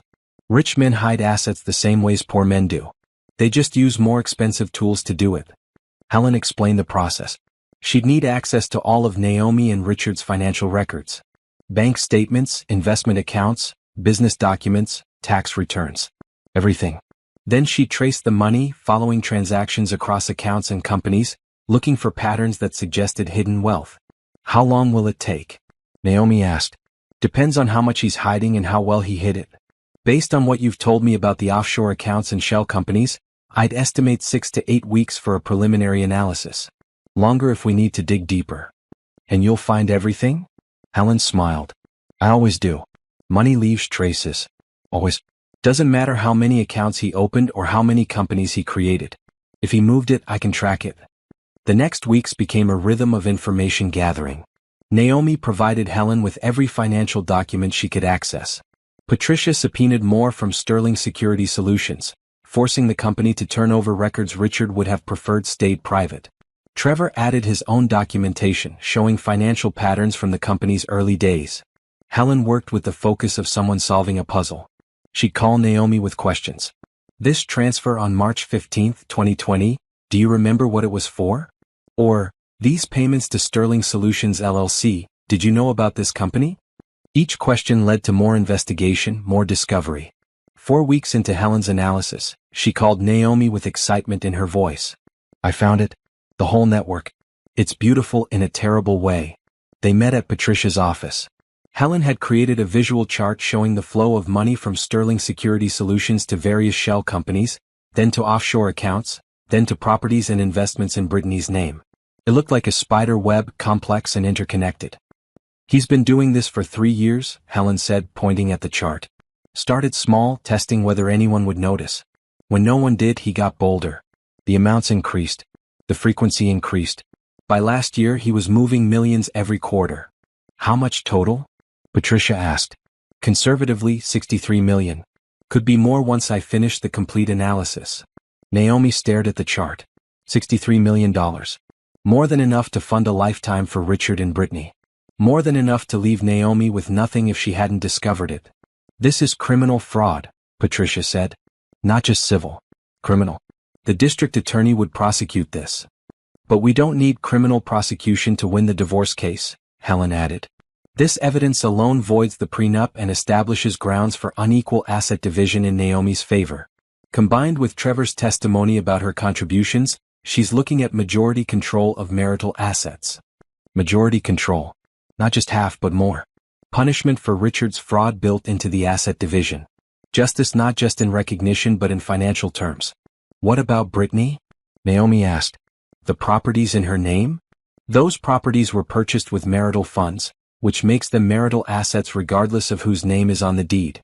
We'll demand they be sold and proceeds divided. Brittany will fight it but she'll lose. She accepted stolen property knowingly or not. Another ally appeared unexpectedly. Margaret Chin, a former employee of Sterling Security Solutions, reached out through Patricia's office. Margaret had been director of human resources until Richard fired her 6 months ago for reasons he'd never fully explained. I know why he fired me, Margaret said when she met with Naomi and Patricia. I questioned expense reports showing Richard's business trips with Brittany. Hotel suites, expensive dinners, charges that looked personal not professional. I asked for justification. Instead of providing it, Richard eliminated my position. Do you still have those expense reports? Copies, yes. I kept everything. Corporate policy required 7-year retention of financial documents. I followed policy even after being fired. Margaret's expense reports corroborated the affair timeline. They showed Richard and Brittany traveling together constantly, staying in the same hotels, charging personal expenses to corporate accounts. It was evidence that Richard had violated not just his marriage vows but his fiduciary duty to the company and its shareholders. The board will want to see this, Margaret said. They might not care about Richard's marriage, but they care about company funds being misused. This could support shareholder lawsuits. Patricia took the expense reports with gratitude. You've given us evidence that helps on multiple fronts. The divorce, potential criminal charges, and shareholder complaints. Richard's legal problems are multiplying. Good, Margaret said simply. He's a narcissist who destroys anyone who questions him. I lost my career because I did my job. I'm happy to help take him down. The allies were gathering. Trevor with his knowledge of company history. Helen with her forensic accounting skills. Margaret with her documentation of company fund misuse. Each person brought pieces of the puzzle, filling gaps in the case Naomi was building. Patricia coordinated everyone, keeping evidence organized, preparing testimony, anticipating Richard's defenses. She'd handled dozens of divorces, but she said this one was special. Everything is documented, Patricia told Naomi during one of their strategy sessions. Usually in these cases we have some evidence and have to rely on testimony to fill gaps. Here we have evidence for everything. Bank records, emails, witness statements, expense reports. Richard can't deny anything without looking like a liar. He'll still try to deny it. Of course he will. His ego won't let him admit wrongdoing. But the evidence doesn't care about his ego. Richard's attorneys tried to fight the information gathering. They filed motions to limit discovery, claiming the requests were overly broad and harassing. They tried to prevent Trevor from testifying, arguing he was biased. They tried to exclude Helen's analysis, calling it speculative. Judge Lawrence denied every motion. Mr. Sterling opened the door to these inquiries by claiming his assets were separate and protected by the prenup. Judge Lawrence said during one hearing, "Mrs. Sterling has the right to verify those claims. Discovery will proceed." The preliminary hearing was approaching. In legal terms, it was just the first step, establishing parameters for the divorce proceedings. But symbolically, it would be the moment when everything became public. When Richard's private sins became public record. When Naomi's contributions were formally acknowledged by the court. Her father called the night before, checking on her emotional state. Charles Washington had watched his daughter transform over the past months, from a hurt wife to a determined warrior. "How are you holding up?" he asked. "I'm good, Dad. Nervous but good. You've done remarkable work on this case. Your mother and I are proud of you. You taught me to fight for what's right. This is me doing that. Richard underestimated you. He thought you'd accept his narrative, take what he offered, and disappear. He was wrong. He was wrong about a lot of things." Her father paused. "Whatever happens tomorrow, know that you've already won the important part. You refuse to be erased. You refuse to accept injustice. That takes courage most people never find." Naomi felt tears threaten but held them back. "Thanks, Dad." After they hung up, she reviewed her notes one more time. The testimony she'd given Patricia. The evidence they'd present. The questions she'd be asked. Everything was prepared, but she still felt the weight of what was coming. This wasn't just a hearing. It was a reckoning. For 8 years, Richard had controlled the narrative of their relationship, their business, their life together. Tomorrow, Naomi would tell a different story. A true story. And Richard would have to sit there and listen while his lies were exposed one by one. Sleep came eventually, restless but sufficient. When Naomi woke, the sun was bright through her curtains. She dressed carefully in her blue silk dress, the one that made her feel powerful. She looked at herself in the mirror and barely recognized the woman staring back. This wasn't the woman who'd married Richard Sterling 8 years ago. This was someone new, someone forged by betrayal and determination and the choice to fight rather than flee. She was ready. Ready for the courtroom, ready for the confrontation, ready for the truth to finally matter more than money or reputation or carefully constructed lies. Patricia texted, "See you there. We're going to do great." Naomi texted back, "I know." And she did know. Not because victory was guaranteed, but because she'd done everything possible to earn it. The rest was up to the judge, the evidence, and the simple power of truth told plainly. She drove to the courthouse alone, refusing her parents' offer to come with her. This was her fight. She needed to face it on her own terms. The building loomed ahead, stone and glass and authority. Inside those walls, her life would change. She'd either reclaim what was hers or learn that justice was a fairy tale. But she didn't believe it was a fairy tale. Not anymore. She believed in documentation, evidence, and the cumulative weight of facts. She believed in Trevor's testimony, Helen's analysis, Margaret's expense reports. She believed in her own story finally being told without someone talking over her. Richard's car was already in the parking lot. He'd arrived early, probably conferring with his attorneys, probably confident he'd find a way to win despite everything. Let him be confident. Confidence had led to carelessness, and carelessness had created the evidence that would defeat him.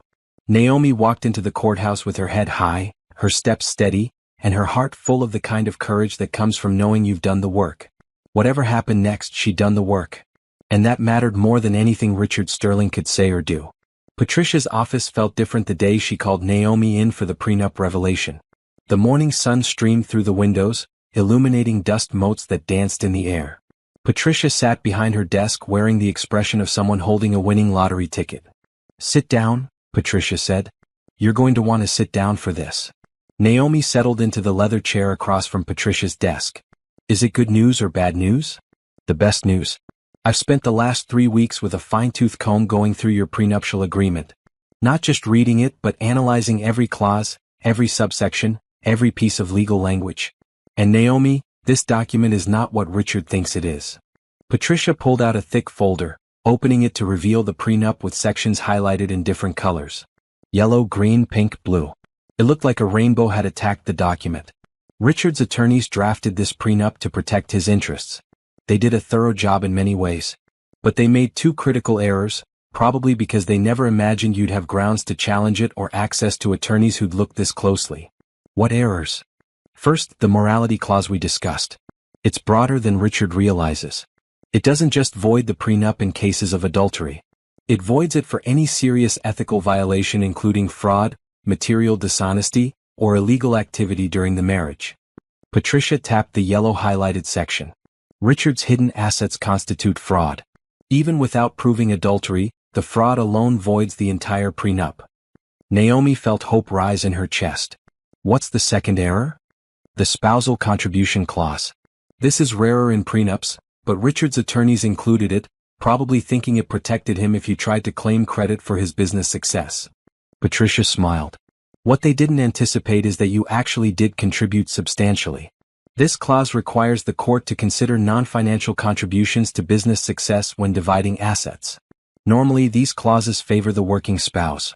But you weren't just a stay-at-home spouse. You were actively involved in building sterling security solutions. Patricia pulled out another document, this one showing a timeline. We can prove your contributions through multiple sources. Trevor's testimony about your strategic role in the company's early years. Email records showing your involvement in major decisions. Client contacts you brought in through your family connections. The initial investment from your family that funded the startup. So the clause that was supposed to protect Richard actually protects me? Exactly. Because you contributed substantially, and we can document it, the court must recognize those contributions in the asset division. Combined with the fraud voiding the prenup entirely, we're looking at a situation where standard community property laws apply. In California, that means 50-50 division of all marital assets. Naomi processed this. 50%. Half of everything. Not the tiny settlement Richard had offered. Not the pittance he thought the prenup gave him the right to pay. Half of a fortune he tried to keep for himself. But wait, there's more, Patricia said, her smile widening. The fraud doesn't just void the prenup. It gives us grounds to argue for unequal division in your favor. When one spouse deliberately hides assets and commits fraud, California courts can award the innocent spouse more than half as a penalty. We're going to argue you deserve 60%, maybe more. Will the judge actually award that? With the evidence we have? Helen's forensic analysis showing systematic fraud over 3 years? The offshore accounts, the shell companies, the properties in Brittany's name purchased with marital funds? Yes, I think Judge Lawrence will award unequal division. He has discretion in fraud cases and judges hate being lied to. Richard lied extensively. Patricia showed Naomi another highlighted section, this one in green. There's also a bad faith provision. If either party negotiates the prenup in bad faith, fails to disclose assets, or includes provisions they know are unenforceable, the entire document can be invalidated. Richard had you sign this prenup 3 days before your wedding, without giving you time to have independent counsel review it. That's borderline coercion. He also didn't fully disclose his business plans or the value he expected the company to reach. That's bad faith. So even without the fraud and the morality clause, the prenup might not hold up? Correct. We have 3 separate grounds to invalidate it. The morality clause violation, the fraud, and the bad faith negotiation. Any one of these could void it. All 3 together make it ironclad that the prenup won't protect Richard. Naomi felt something shift inside her. 4 months she'd been fighting against the prenup, seeing it as an obstacle. Now Patricia was telling her the prenup itself was the weapon that would defeat Richard. Why didn't Richard's attorneys catch these problems? Naomi asked. Because they drafted it assuming you'd never challenge it. They assumed you'd be the compliant spouse who'd sign divorce papers without fighting. They assumed Richard would never give you grounds to invoke the morality clause. They assumed wrong on all counts. Patricia pulled out one more document. This is the most interesting part. I had an expert review the prenup's drafting. Guess what he found? What? The morality clause and spousal contribution clause weren't in the original draft. They were added at Richard's request during negotiations. His attorney advised against including them, said they created vulnerabilities. But Richard insisted. He wanted the morality clause because he worried about you having an affair. He wanted the contribution clause because he wanted credit for being the primary earner. his own paranoia and ego created the tools we're using to defeat him. Naomi laughed, an unexpected sound in the serious atmosphere. He did this to himself. He absolutely did. The prenup he thought was protecting him is actually destroying his case. And he has no one to blame but himself. They spent the next 2 hours going through every implication of the prenup analysis. Patricia explained how she'd present it to the judge, how she'd counter Richard's attorney's arguments, how the evidence supported each claim. Richard's attorneys will argue the fraud wasn't that serious, that moving money to offshore accounts is common business practice. We'll show that he lied about it, hid it from you, and used it to prepare for a divorce where he'd keep everything. That's fraud with intent to harm you financially. What about the morality clause? Will they argue the affair doesn't count? They'll try. They'll say personal relationships don't fall under contract law, that the clause is unenforceable. But California courts have upheld morality clauses in prenups many times. As long as we prove the affair, which we can, the clause applies. And the contribution clause? That's where Trevor's testimony becomes critical. Richard will claim you were supportive but not instrumental. Trevor will testify you were instrumental. Your emails and documentation support Trevor. The judge will have to decide who's credible. Based on everything we have, you're credible. Richard's a proven liar. Naomi felt the pieces falling into place.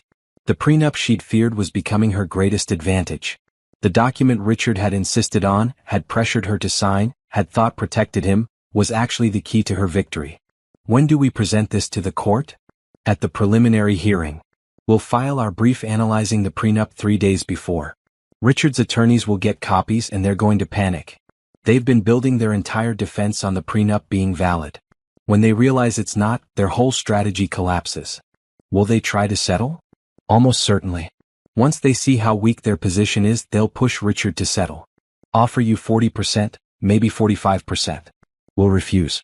We're going for 60% plus acknowledgement of your contributions. We settle for nothing less than 50. Patricia leaned back in her chair, looking satisfied. Naomi, I've been doing this for 20 years. I've handled hundreds of high-net-worth divorces.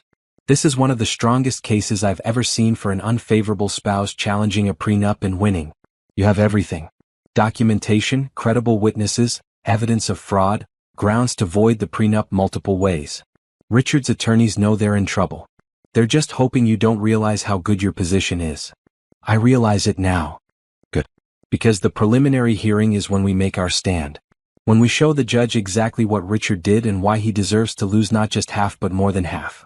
When we prove you weren't just his wife but his partner, and partners deserve equal treatment. Naomi stood up, feeling lighter than she had in months. Thank you, Patricia, for seeing what was there. For finding the weaknesses in something Richard thought was strong. That's my job. And honestly, this one's a pleasure. Too many times I see prenups that are actually ironclad, and the spouse getting divorced has no recourse. This time, the prenup was written poorly and the other spouse commit. Defraud. It's almost too easy. It doesn't feel easy. The legal part is easy. The emotional part, I know that's hard. But you're doing great, Naomi. You're staying focused, staying strong. In a few weeks, this will all be over and you'll have the recognition and the assets you deserve. Naomi left Patricia's office and drove aimlessly for a while, processing everything. The prenup that had haunted her for months was revealed to be full of holes. The document Richard had insisted she sign without proper review was the document that would defeat him. She thought about the young woman she'd been 8 years ago, signing papers she didn't fully understand because she trusted the man she loved. That woman had been naive, yes, but she'd also been trusting and hopeful. Richard had taken advantage of that trust, but he'd been careless in his exploitation. The prenup he'd pressured her to sign without independent counsel review was, legally speaking, a disaster. Her phone rang. Trevor's name appeared on the screen. Patricia called me, Trevor said when she answered. Told me about the prenup analysis. This is huge, Naomi. He's going to lose everything he thought was protected. It feels surreal. For months I've been fighting against this prenup, and now it's helping me. That's karma. Richard thought he was so smart, covering all his bases. He forgot that smart people review their own documents carefully. He trusted his attorneys to protect him, but they drafted something with holes in it.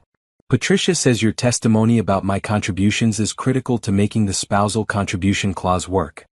I'll testify to everything. Your strategic input, your client connections, your family's investment. All of it. Richard wanted to erase you from the company's story, but I was there. I saw what you did. The judge will hear the truth. They talked for a few more minutes, Trevor offering encouragement, Naomi accepting it gratefully. When they hung up, she drove to the beach, needing to think. The ocean was gray and vast, waves rolling in with patient rhythm. Naomi sat on a bench and watched the water, thinking about marriage and money and justice. She'd married Richard believing in partnership, in building something together. He'd turned their marriage into a business arrangement that favored him exclusively. But he'd been sloppy, arrogant. He'd assumed she'd never fight, never question, never look closely at the documents he'd asked her to sign. His assumptions had created vulnerabilities, and those vulnerabilities were now becoming his downfall. The preliminary hearing was 5 days away. In 5 days, Patricia would present their analysis of the prenup to Judge Lawrence. Richard's attorneys would try to defend it, but the flaws were undeniable. The fraud was documented. The morality clause violations were proven. The bad faith negotiation was obvious. Richard would sit in that courtroom and realize his protection was gone. The legal shield he'd thought would keep him wealthy while divorcing his wife was actually a weapon pointed at him. His own paranoia and ego, insisting on clauses his attorney advised against, had created the tools being used to defeat him. Naomi thought about calling him, telling him what she'd learned. Giving him a chance to settle before the hearing, before the prenup analysis became part of the public record. But she decided against it. Richard had made his choices. He'd hidden assets, committed fraud, betrayed their marriage. He deserved to face the consequences unprepared. Let him walk into that courtroom confident. Let him believe his prenup would save him.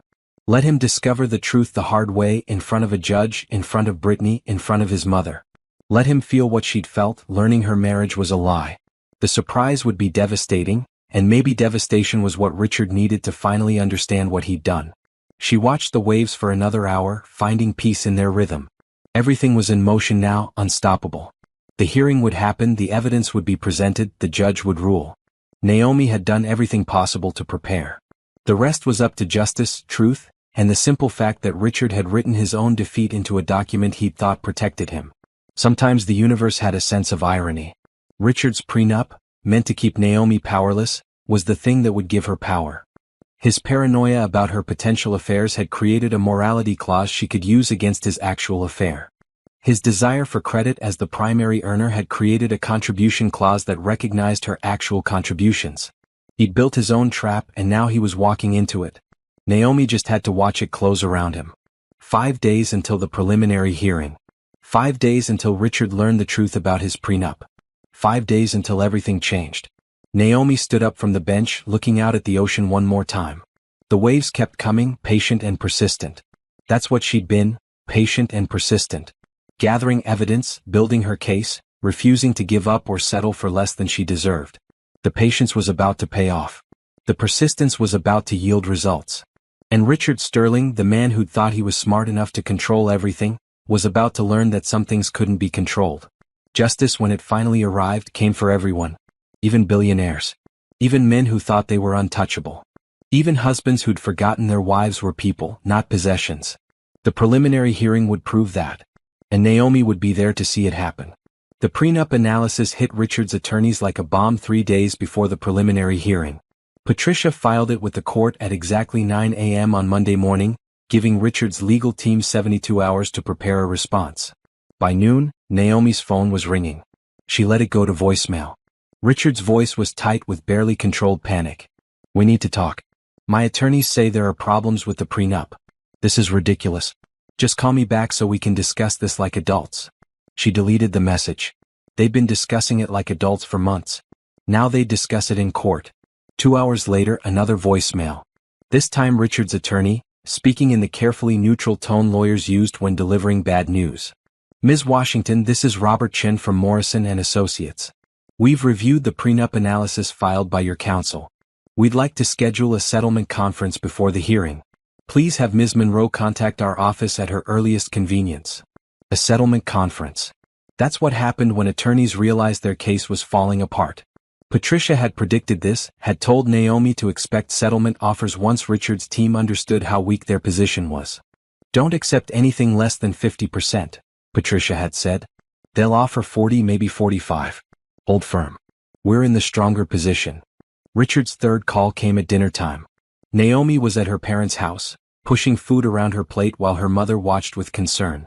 Eat something, her mother said gently. You need your strength. I'm not hungry. Nerves? Anticipation. Her phone buzzed again. This time she answered, putting it on speaker so her parents could hear. Naomi, Richard said, his voice different now. Less angry, more desperate. Please, can we just talk? Face to face? Without lawyers. Everything goes through Patricia now. You know that. This isn't about lawyers. This is about us. About 8 years of marriage. That has to mean something. It meant something to me. Past tense. You made sure it stopped meaning anything when you decided Brittany was more important than our marriage vows. That was a mistake. I told you that. But destroying everything because of one mistake seems extreme. Naomi's father made a disgusted sound. Charles Washington had limited patience for men who called years of infidelity a single mistake. One mistake. Naomi repeated. Richard, you had an affair for over a year.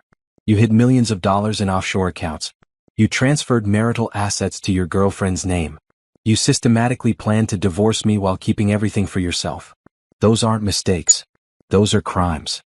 The prenup is valid. Your attorneys are just trying to scare us into settling. Then don't settle. Let the judge decide. I'm comfortable with that. Silence on the line. Then quietly, my attorneys think we should settle. Then you should probably listen to them. 40%. I'll give you 40% of marital assets, plus the house in Pacific Heights. That's generous, Naomi. More than generous. Half. Plus acknowledgement that I contributed substantially to Sterling Security Solutions' success. Plus a public statement that the affair happened and the hidden assets were fraudulent. That's my settlement terms. That's insane. I can't admit to fraud publicly. Then we go to trial.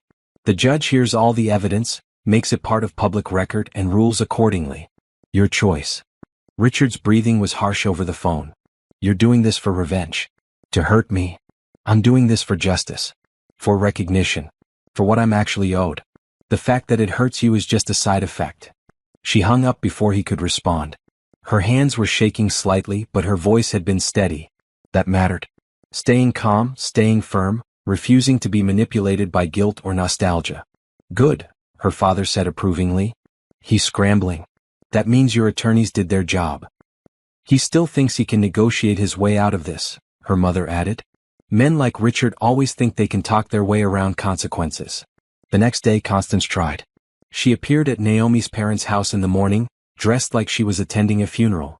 Pearls, black dress, expression of grim determination. Charles Washington answered the door. Mrs. Sterling. What can I do for you? I need to speak with Naomi. It's urgent. Naomi doesn't want to speak with you. This is important. Family business. Naomi's not part of your family anymore. She's getting divorced from your son. Whatever you need to say can go through her attorney.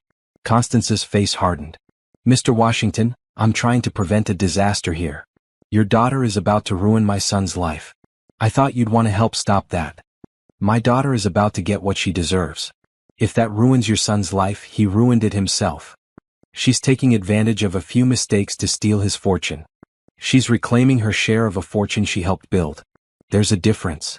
Naomi appeared behind her father, drawn by the raised voices. It's okay, Dad. I'll talk to her. Charles looked uncertain, but Naomi nodded. He stepped aside, letting Constance enter. They went to the living room, Naomi sitting while Constance remained standing, as if sitting would acknowledge Naomi's position. You have to stop this, Constance said without preamble. This lawsuit, this divorce, it's destroying Richard. His stock value is dropping. His board is questioning him. His reputation is in ruins. His reputation should be in ruins. He committed fraud. He made some financial decisions you disagreed with. That's not fraud. He hid $63 million in offshore accounts. He transferred assets to his girlfriend's name. He lied to me, to investors, to the government. That's fraud by any definition.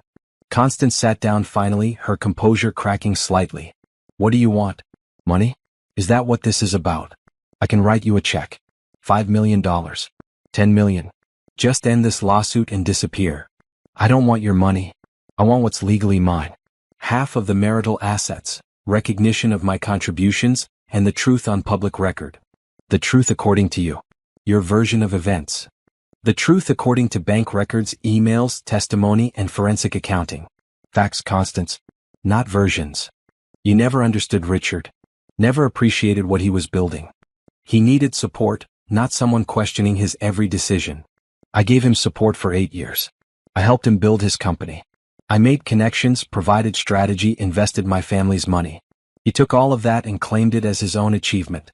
Then he cheated on me and tried to steal what I helped create. That's the truth you don't want to accept. Constance stood abruptly. You're going to regret this.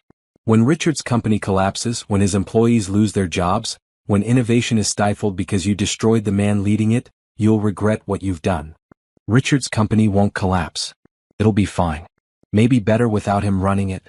His board already removed him as CEO, remember? The company's doing fine without him. Because they're scared of you. Scared of your lawyers. As soon as this is over, they'll bring him back. They removed him because he committed fraud and his judgment is questionable. That's not my fault. That's his. Constance walked to the door, then turned back. He loved you once. Really loved you.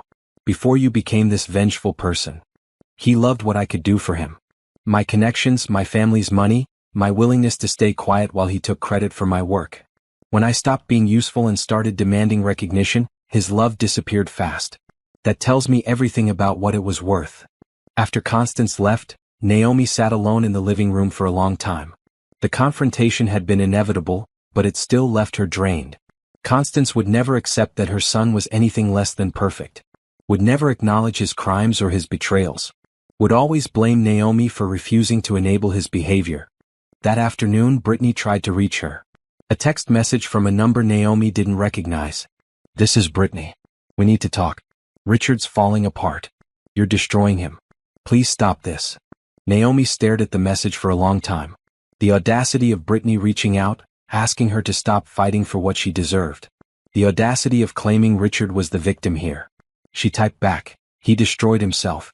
I'm just making sure everyone sees it. I didn't know about the offshore accounts. I didn't know he was hiding money. He told me everything was his, free and clear. You knew he was married. You knew sleeping with your boss was wrong. Whether you knew about the accounts doesn't change that. I'm losing my apartment, my car, everything. Your lawyers are taking it all. You accepted stolen property. That has consequences. Please. I'm 26. I made a mistake. Do I have to lose everything for one mistake? Naomi almost felt sympathy. Almost. Then she remembered Brittany at charity events, her hand possessively on Richard's arm. Brittany moving into Naomi's home while the divorce proceedings began. Brittany wearing jewelry Richard had given Naomi. You made choices. So did Richard. Now you both face consequences. That's how life works. She blocked the number. No more conversations with Brittany. No more appeals to sympathy or claims of victimhood. Brittany had been an adult making adult choices. Now she could handle adult consequences. The night before the preliminary hearing, Richard made one final attempt. He appeared at her parents' house at 10 p.m. looking haggard. Charles answered the door and didn't let him in. I need to see Naomi. Please. She doesn't want to see you. 5 minutes. That's all I'm asking. Naomi appeared again, curious despite herself. What do you want, Richard? To talk. Just talk. Away from lawyers and parents and everyone else. Just you and me like it used to be. Against her better judgment, Naomi stepped outside, closing the door behind her. They stood on the front porch, the night air cold around them. You've won, Richard said quietly. The prenup's worthless. The evidence is overwhelming. My attorneys say I'll lose if we go to trial. So you've won. This wasn't about winning. Then what was it about? Revenge. Justice. Recognition. Truth. Richard laughed bitterly. Truth. You want the truth? Fine. I cheated on you. I hid money. I took credit for work you did. All of it's true. Happy? Are you going to say that in court? Publicly? If I have to. If that's what it takes to settle this. Why now? Why the honesty now when you've spent months lying? Because I'm tired. Tired of fighting, tired of lawyers, tired of watching everything collapse. My company's stock is in the toilet. My board has no faith in me. My reputation is destroyed. You wanted me to lose everything? Congratulations. I've lost it. Naomi looked at him, really looked at him. The man she'd married had been confident, energetic, full of dreams. This man looked defeated, older than his years. Part of her felt satisfaction. He'd earned this. Another part felt something else. Not quite sadness, but recognition of what had been lost. I never wanted you to lose everything, Naomi said. I wanted you to be honest. To treat me like a partner instead of an obstacle. To value what I contributed. If you'd done that from the beginning, none of this would have happened. I know. I see that now. Too late.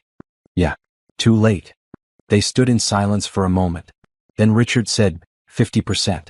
Public acknowledgement of your contributions. A statement that the affair happened. That's what you want, right? I'll give you that. We settle tomorrow before the hearing. And the hidden assets? I'll admit they were wrong. Fraudulent. Whatever word makes this end. Why the change? Your attorneys must have told you settlement was smart days ago. Because I talked to the board this afternoon. They're going to force me out completely. Not just as CEO but from the board. If this hearing happens, if all the evidence becomes public record, they'll have grounds to fire me for cause. No severance, no stock options, nothing. I lose everything, Naomi. Not just half. Everything. So that was it. Not remorse, not realization, but fear of losing more than he had to. Richard was finally offering fair terms because the alternative was catastrophic. I'll think about it, Naomi said. Talk to Patricia tomorrow. If the terms are acceptable, we settle. If not, we proceed with the hearing. Fair enough. Richard walked back to his car, shoulders slumped. Naomi watched him go, feeling strange. 4 months she'd wanted this. Richard defeated, desperate, willing to give her what she deserved. Now that she had it, the victory felt hollow. Not wrong exactly. Just hollow. Her father came out to stand beside her. He looked beaten. He is beaten. The board's forcing him out. If we go to trial, he loses everything. Do you want to settle? I want justice. Whether that happens through settlement or trial doesn't matter to me.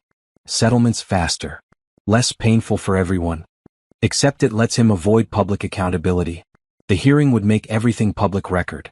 People would know what he did. People already know. The media's been covering this for weeks. Everyone who cares knows Richard cheated, hid assets, and treated you terribly. A settlement doesn't change that. Naomi nodded slowly. Her father was right. The public shaming had already happened. The hearing would just make it official, part of legal record. But Richard was already paying the price. Company in chaos, reputation destroyed, relationship with his board broken. Maybe that was enough. Maybe she didn't need a trial to prove what had already been proven. Maybe settlement with fair terms was the faster path to freedom. I'll talk to Patricia tomorrow, Naomi said. See what she thinks. Whatever you decide, your mother and I support you. I know. Thanks, Dad. They went inside together. Naomi went to her room and lay down, staring at the ceiling. Tomorrow would be the preliminary hearing or a settlement conference. Either way, this chapter of her life was ending. 8 years of marriage, months of legal battle, all coming to a conclusion. She thought about the woman she'd been when she'd met Richard. Young, hopeful, believing in partnership and love. That woman was gone, transformed by betrayal and the choice to fight back. The woman she'd become was harder, more cautious, less willing to trust. But she was also stronger, more confident in her own worth, no longer willing to be invisible. That transformation had a cost. But it also had value. Naomi Washington would never again let someone erase her contributions, take credit for her work, or treat her as less than an equal partner. She'd learned what she was worth and she'd demand that others see it too. The preliminary hearing or settlement conference would make that official. Would give legal weight to what she already knew. And then she could move forward whatever that meant. Sleep came eventually. Tomorrow would be the beginning of the end. One way or another, justice would arrive. And Naomi would finally be free. The courthouse steps felt different this time. Last time Naomi had climbed them, months ago for a procedural hearing, she'd been nervous and uncertain. Today she felt calm. Ready. The work was done, the evidence assembled, the truth documented. Whatever happened in the next few hours would be the result of that preparation. Patricia met her at the entrance, wearing a sharp gray suit. Richard's attorneys want to settle. They're offering 50%, public acknowledgement of your contributions, and admission that the hidden accounts were improper. Improper or fraudulent? They won't say fraudulent in writing. Liability concerns. But they'll say the accounts were hidden without your knowledge and that was wrong. Naomi considered this. It was close to what she wanted. Not perfect but close. What do you think? I think we can get more if we go to hearing. Maybe 55%, maybe better language on the fraud. But settlement means it's over today. No more legal fees, no more stress, no more months of waiting for trial. You move on with your life. And Richard avoids public testimony about the affair and the assets. Yes. which frankly benefits him more than you. The public already knows he cheated and hid money. The hearing would just make it official record. So settling lets him off easier. In a sense. But settling also lets you move forward faster. There's value in that, Naomi. You've been fighting for months. Do you really want to fight for months more? Naomi thought about this. The hearing would be satisfying in some ways. Watching Richard squirm while Helen explained the offshore accounts. Watching him sit through Trevor's testimony about Naomi's contributions. Watching the judge's face as he read through evidence of systematic fraud. But Patricia was right. Settlement meant freedom faster. Meant closing this chapter and starting the next one without months of continued legal warfare. What are the exact terms? Naomi asked. Patricia pulled out her phone, reading from an email. 50% of all marital assets as determined by Helen's forensic analysis. That includes the hidden accounts, the shell companies, and the properties in Brittany's name. Public statement acknowledging your substantial contributions to Sterling Security Solutions' success. Public statement that offshore accounts were established without your knowledge or consent. All legal fees to be paid from marital assets before division. And your name restored to company documents as a founding contributor. That last part wasn't in the original offer. I added it this morning. They agreed. Naomi felt something settle inside her. These were fair terms. More than fair, actually. Complete recognition, equal division, Richard publicly admitting wrongdoing. Everything she'd fought for. What do you recommend? Patricia looked at her seriously. I recommend we take it. You've won, Naomi. This settlement gives you everything you were fighting for. Going to hearing risks the judge giving you less, or Richard finding some technicality we missed. Bird in hand versus two in the bush. I say take the bird. Okay, let's settle. Patricia smiled. Good choice. Let me go tell their attorneys. We'll draft the settlement agreement this morning, have it signed by end of business today. You'll be divorced and compensated by next week. Patricia walked away to confer with Richard's legal team. Naomi stood in the courthouse lobby watching people move around her. Lawyers with briefcases. Families here for various hearings.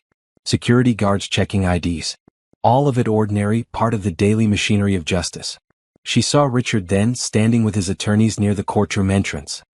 He looked tired, wearing a black suit that hung slightly loose on his frame. Weight loss from stress, probably. He caught her eye, and for a moment they just looked at each other across the lobby. What did he see when he looked at her? The wife he'd betrayed? The woman who'd fought back? The partner he'd underestimated? Naomi didn't know and found she didn't particularly care. Richard's opinion of her had stopped matching the day she decided to fight for herself. Brittany wasn't there. Of course not. Her role in this had been embarrassing enough without sitting through court proceedings. Constance wasn't there either. Richard's mother had probably been advised by his attorneys to stay away, her presence more liability than support. Patricia returned looking satisfied. They've agreed to our terms. We're drafting the settlement agreement now. Should be ready in 2 hours. Judge Lawrence will review and approve it, then you're done. What about the hearing? Cancelled. We'll submit the settlement agreement instead. The judge will review our evidence to make sure the terms are fair, but he won't hold a public hearing. Your evidence will be part of the case file but not part of public testimony. So Richard avoids the public humiliation of testifying. Yes, but the media has enough already. And you get everything you wanted without additional months of warfare.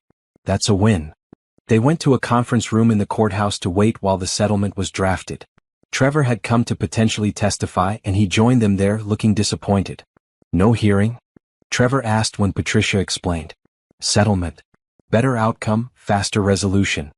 I was ready to testify. Ready to tell everyone what Richard did, what Naomi contributed. Your willingness to testify helped get us here, Patricia said. Richard's attorneys knew we had you as a witness. That strengthened our negotiating position. You helped without having to take the stand.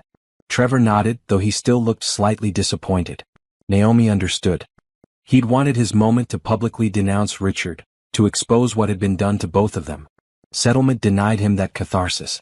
Thank you anyway, Naomi said to Trevor. For being willing. For providing evidence. For being on my side when it mattered. I should have been on your side years ago, Trevor replied. Should have spoken up when Richard started erasing you from the company's story. I didn't and I regret that. So testifying would have been my chance to make it right. You've made it right. Trust me. Your testimony and documents were crucial to building the case that got us this settlement. Helen arrived an hour later looking cheerful. Heard we're settling. That's smart. The evidence was strong, but trials are unpredictable. Settlement's the safer bet. Will Richard actually pay what he owes? Naomi asked. Or will he find ways to hide more assets? Not with the terms Patricia negotiated. All accounts must be disclosed and verified by me. Any assets discovered after the settlement that Richard failed to disclose result in penalties and potential criminal charges. He'd be stupid to hide anything else. He was stupid enough to hide things in the first place. Yes, but now he knows you'll find out. You proved that already. He won't risk it again. They waited. The conference room had terrible coffee and uncomfortable chairs, but none of that mattered. Naomi felt suspended between two chapters of her life, the marriage that was ending and whatever came next. Soon, very soon, the first chapter would close officially. Patricia's phone buzzed. She read the message, then smiled. Settlements drafted. Both sides are reviewing. Another 30 minutes, then we present to Judge Lawrence for approval. What happens after he approves? He signs the order. It becomes legally binding. You and Richard are divorced. Assets are divided according to the terms. Public statements are released. Everything in the settlement happens, officially and finally. And I never have to see Richard again. Not if you don't want to. Your legal obligation to him ends the moment the judge signs. Naomi felt relief wash over her. No more Richard. No more Constance. No more fighting or negotiating or trying to prove what she was worth. The settlement acknowledged everything. Her contributions, his fraud, the proper division of assets. Everything important was recognized. 30 minutes later, they walked to Judge Lawrence's chambers. Richard and his attorneys were already there, looking resigned. The judge sat behind his desk, reading through the settlement agreement with the careful attention he gave all documents. This seems comprehensive, Judge Lawrence said after several minutes.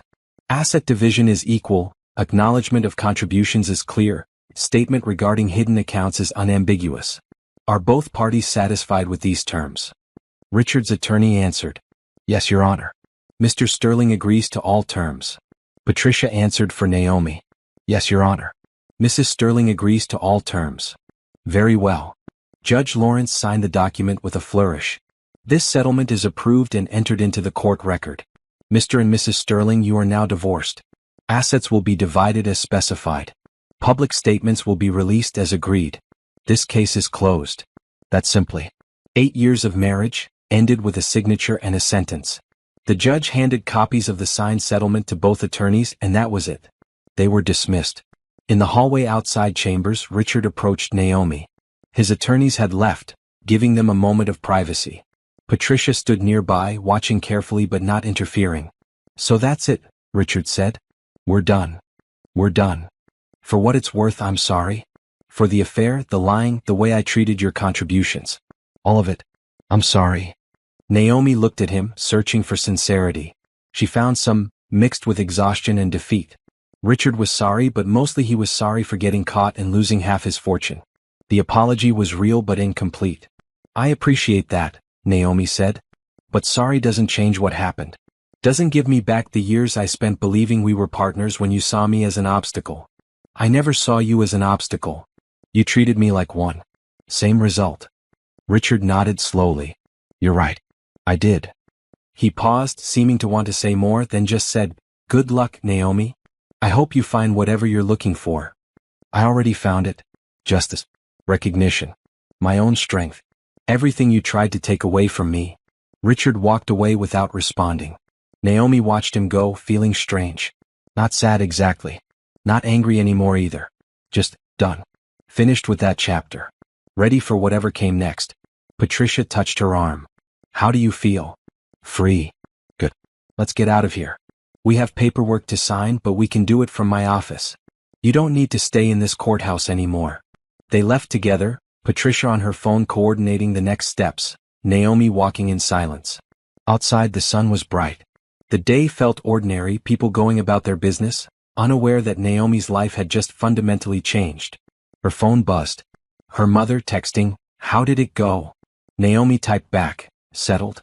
It's over. I won. Coming home for dinner? Yes. Need to celebrate. She put her phone away and got into Patricia's car. As they drove away from the courthouse, Naomi looked back at the building one last time. That's where her marriage had officially ended. That's where justice had been served, officially and legally. That's where Naomi Washington had proven she was more than Richard Sterling's wife. She was a business partner. A contributor. A woman who'd helped build an empire and refused to let someone erase her from that story. The settlement acknowledged all of it. Made it official. Made it undeniable. The hearing she'd prepared for had been replaced by settlement, but the outcome was the same. Victory. Recognition. Justice. Everything she'd fought for, achieved without the drama of a public trial but with all the substance she demanded.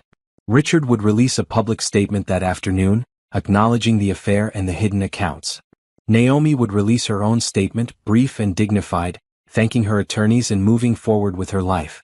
The media would cover it for a few days then move on to other scandals. Richard's reputation would remain damaged but not destroyed. His company would survive without him as CEO. Life would continue, change but not ended. And Naomi would be free. Free to build her own company, make her own investments, live her own life without someone taking credit for her work or dismissing her contributions. Free to be herself, fully and without compromise. That freedom was worth more than money. Worth more than revenge. Worth everything she'd fought for. As they drove through San Francisco, Naomi looked out at the city she'd called home for 8 years. Felt different now. Not Richard's city where she existed in his shadow.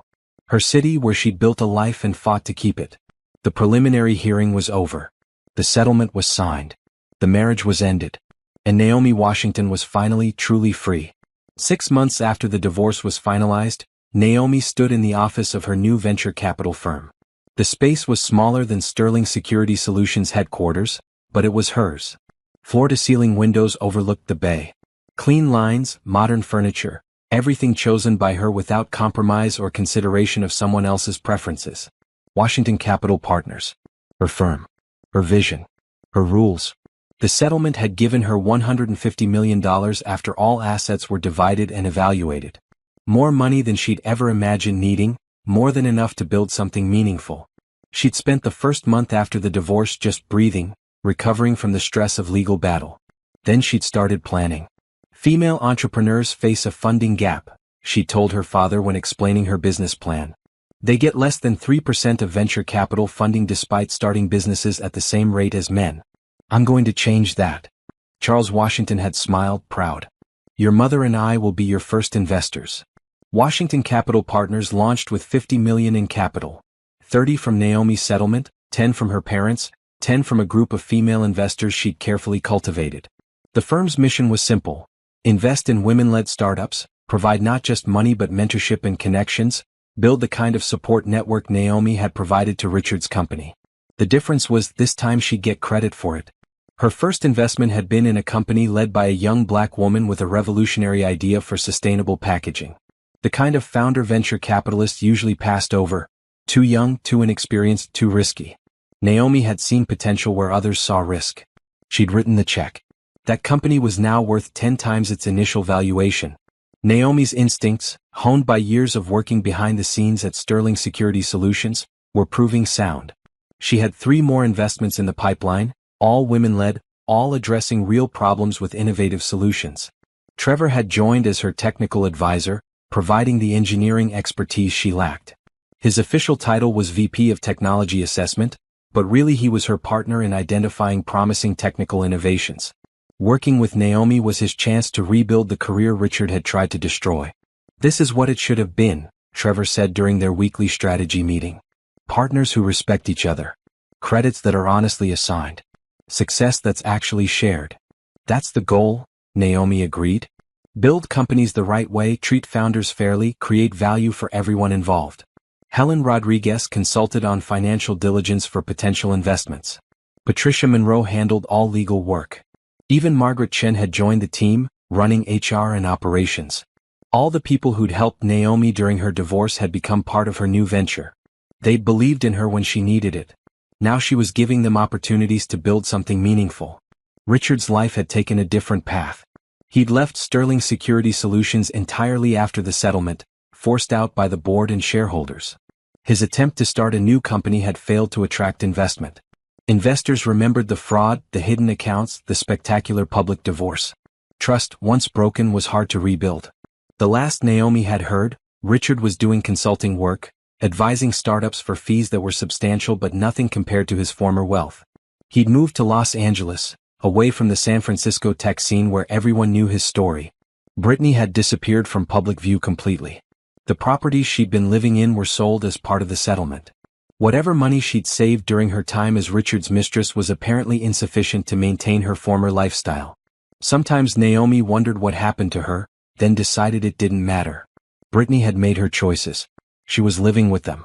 Constance had tried to reach out once, 3 months after the divorce. A letter, handwritten, arriving at Naomi's parents' house. Naomi had thrown it away without reading it. There was nothing Constance could say that mattered anymore. That relationship was over, severed completely. Naomi's personal life had settled into something peaceful. She'd bought a house in the Marina District, modern and bright, filled with art she'd chosen and furniture she liked. She'd adopted a dog, a rescue named Zeus who greeted her enthusiastically every evening when she came home from work. She'd started dating again cautiously. Nothing serious yet, but she was open to it. The fear that had gripped her after the divorce, the certainty that she'd never trust anyone again, had gradually loosened. She was learning that Richard's betrayal said more about him than about relationships in general. Her parents were proud. Her father told anyone who would listen about Naomi's new firm, about the investments she was making, about the women entrepreneurs she was supporting. Her mother simply hugged her more often, relief evident that the ordeal was over and Naomi was thriving. The public statement Naomi had released after the settlement had been carefully crafted. Brief, dignified, focused on moving forward rather than dwelling on the past. It acknowledged the divorce, thanked her legal team, and announced Washington Capital Partners. The media had covered it respectfully, noting her grace under pressure and her plans to build something new. Richard's statement had been more apologetic, admitting to the affair and the hidden accounts, expressing regret. The tech community had largely moved on, more interested in the next startup success story than in Richard Sterling's failures. Occasionally, Naomi ran into people from her old life. Former friends of Richard's, people she'd hosted at dinner parties, colleagues from Sterling Security Solutions' early days. The encounters were awkward, people not sure what to say to the ex-wife who'd beaten the billionaire in court. Naomi handled them with quiet confidence. She'd done nothing wrong. Had only fought for what was rightfully hers. If people were uncomfortable, that was their problem, not hers. One afternoon, working late in her office, Naomi received an unexpected email. From Richard. Subject line, no response needed. She almost deleted it unread. Then curiosity won. She opened it. Naomi? I know we're not supposed to contact each other directly, but I wanted to say something and I didn't want to do it through attorneys. You were right. About everything. About my arrogance, my selfishness, my failure to see you as a true partner. I spent 8 years taking credit for work we did together. I erased you from our company's story because it was easier than admitting I needed you. The divorce taught me a lot. Mostly about consequences. I lost Sterling Security Solutions, my reputation, and any credibility I had in the tech community. I deserved to lose all of it. What I didn't deserve was you as a wife. You deserved better than what I gave you. I see you started a new firm. I see you're doing well, making smart investments, helping other entrepreneurs. That doesn't surprise me. You were always the smarter business strategist. I was just too proud to admit it. This isn't an apology looking for forgiveness. I know that ship sailed months ago. This is just acknowledgement that you were right and I was wrong. About everything. I hope you build something great. I hope every woman entrepreneur you help succeeds beyond expectations. I hope you find happiness with someone who actually deserves you. Mostly, I hope you've forgiven yourself for trusting me. That wasn't your mistake. It was mine. Richard. Naomi read the email twice.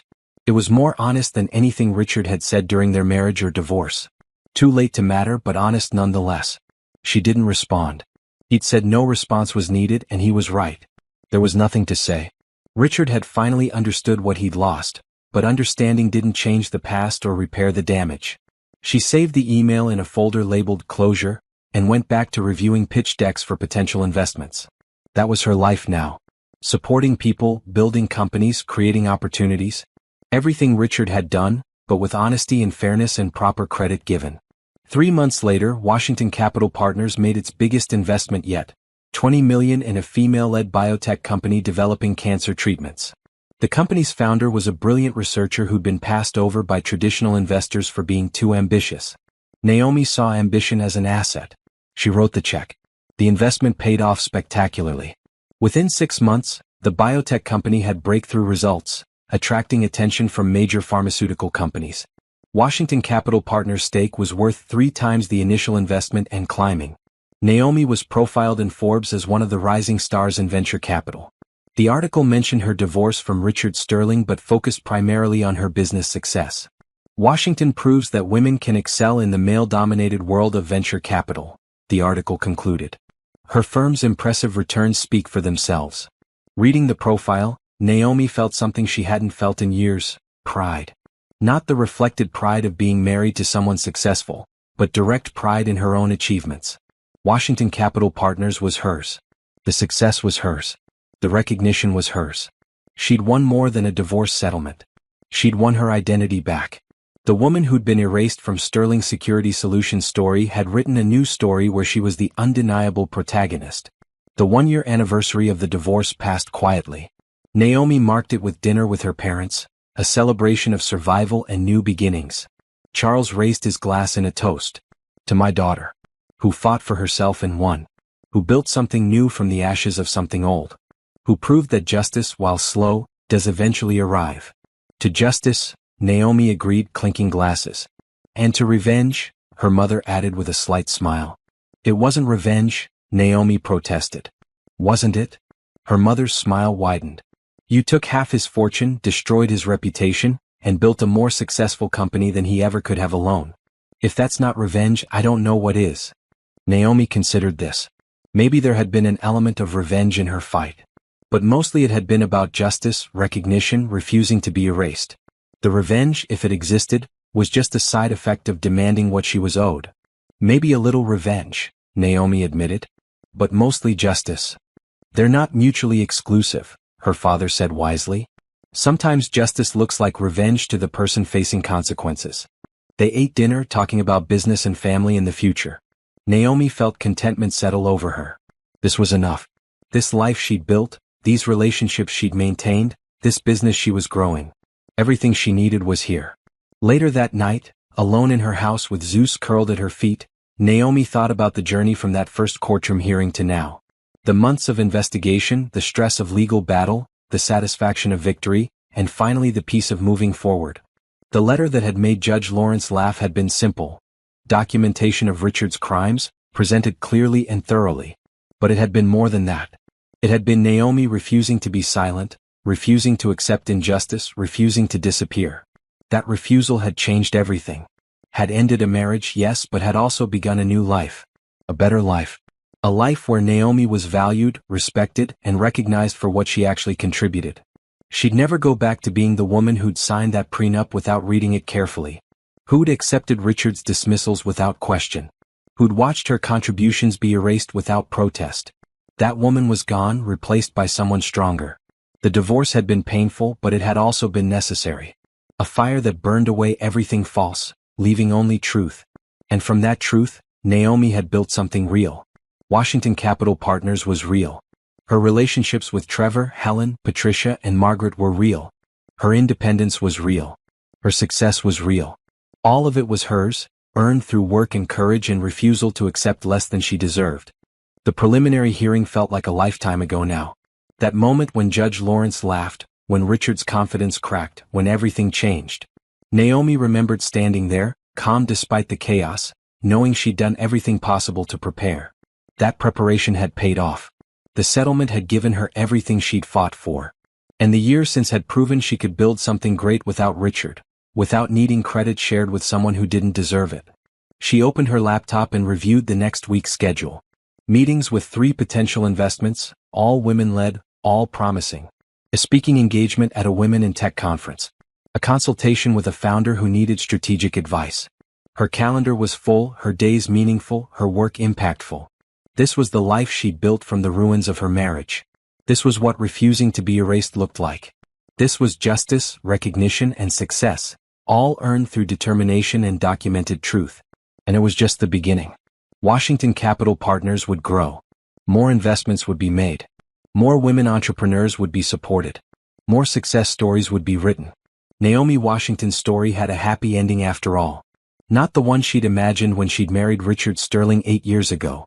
Not the fairy tale of perfect partnership and shared success, but something better. A story where she was the hero, the protagonist, the one who fought for herself and won. The judge had laughed, Richard had lost, and Naomi had built a new life from the settlement. A life that was entirely, completely, undeniably hers. And that, she thought as she closed her laptop and headed to bed, was the best revenge of all. Living well. Succeeding beyond expectations. Proving that she'd never needed Richard Sterling to be successful. She'd only needed herself. Justice had arrived. Recognition had been given. The happy ending had been written. And Naomi Washington was finally, truly free to live the life she deserved.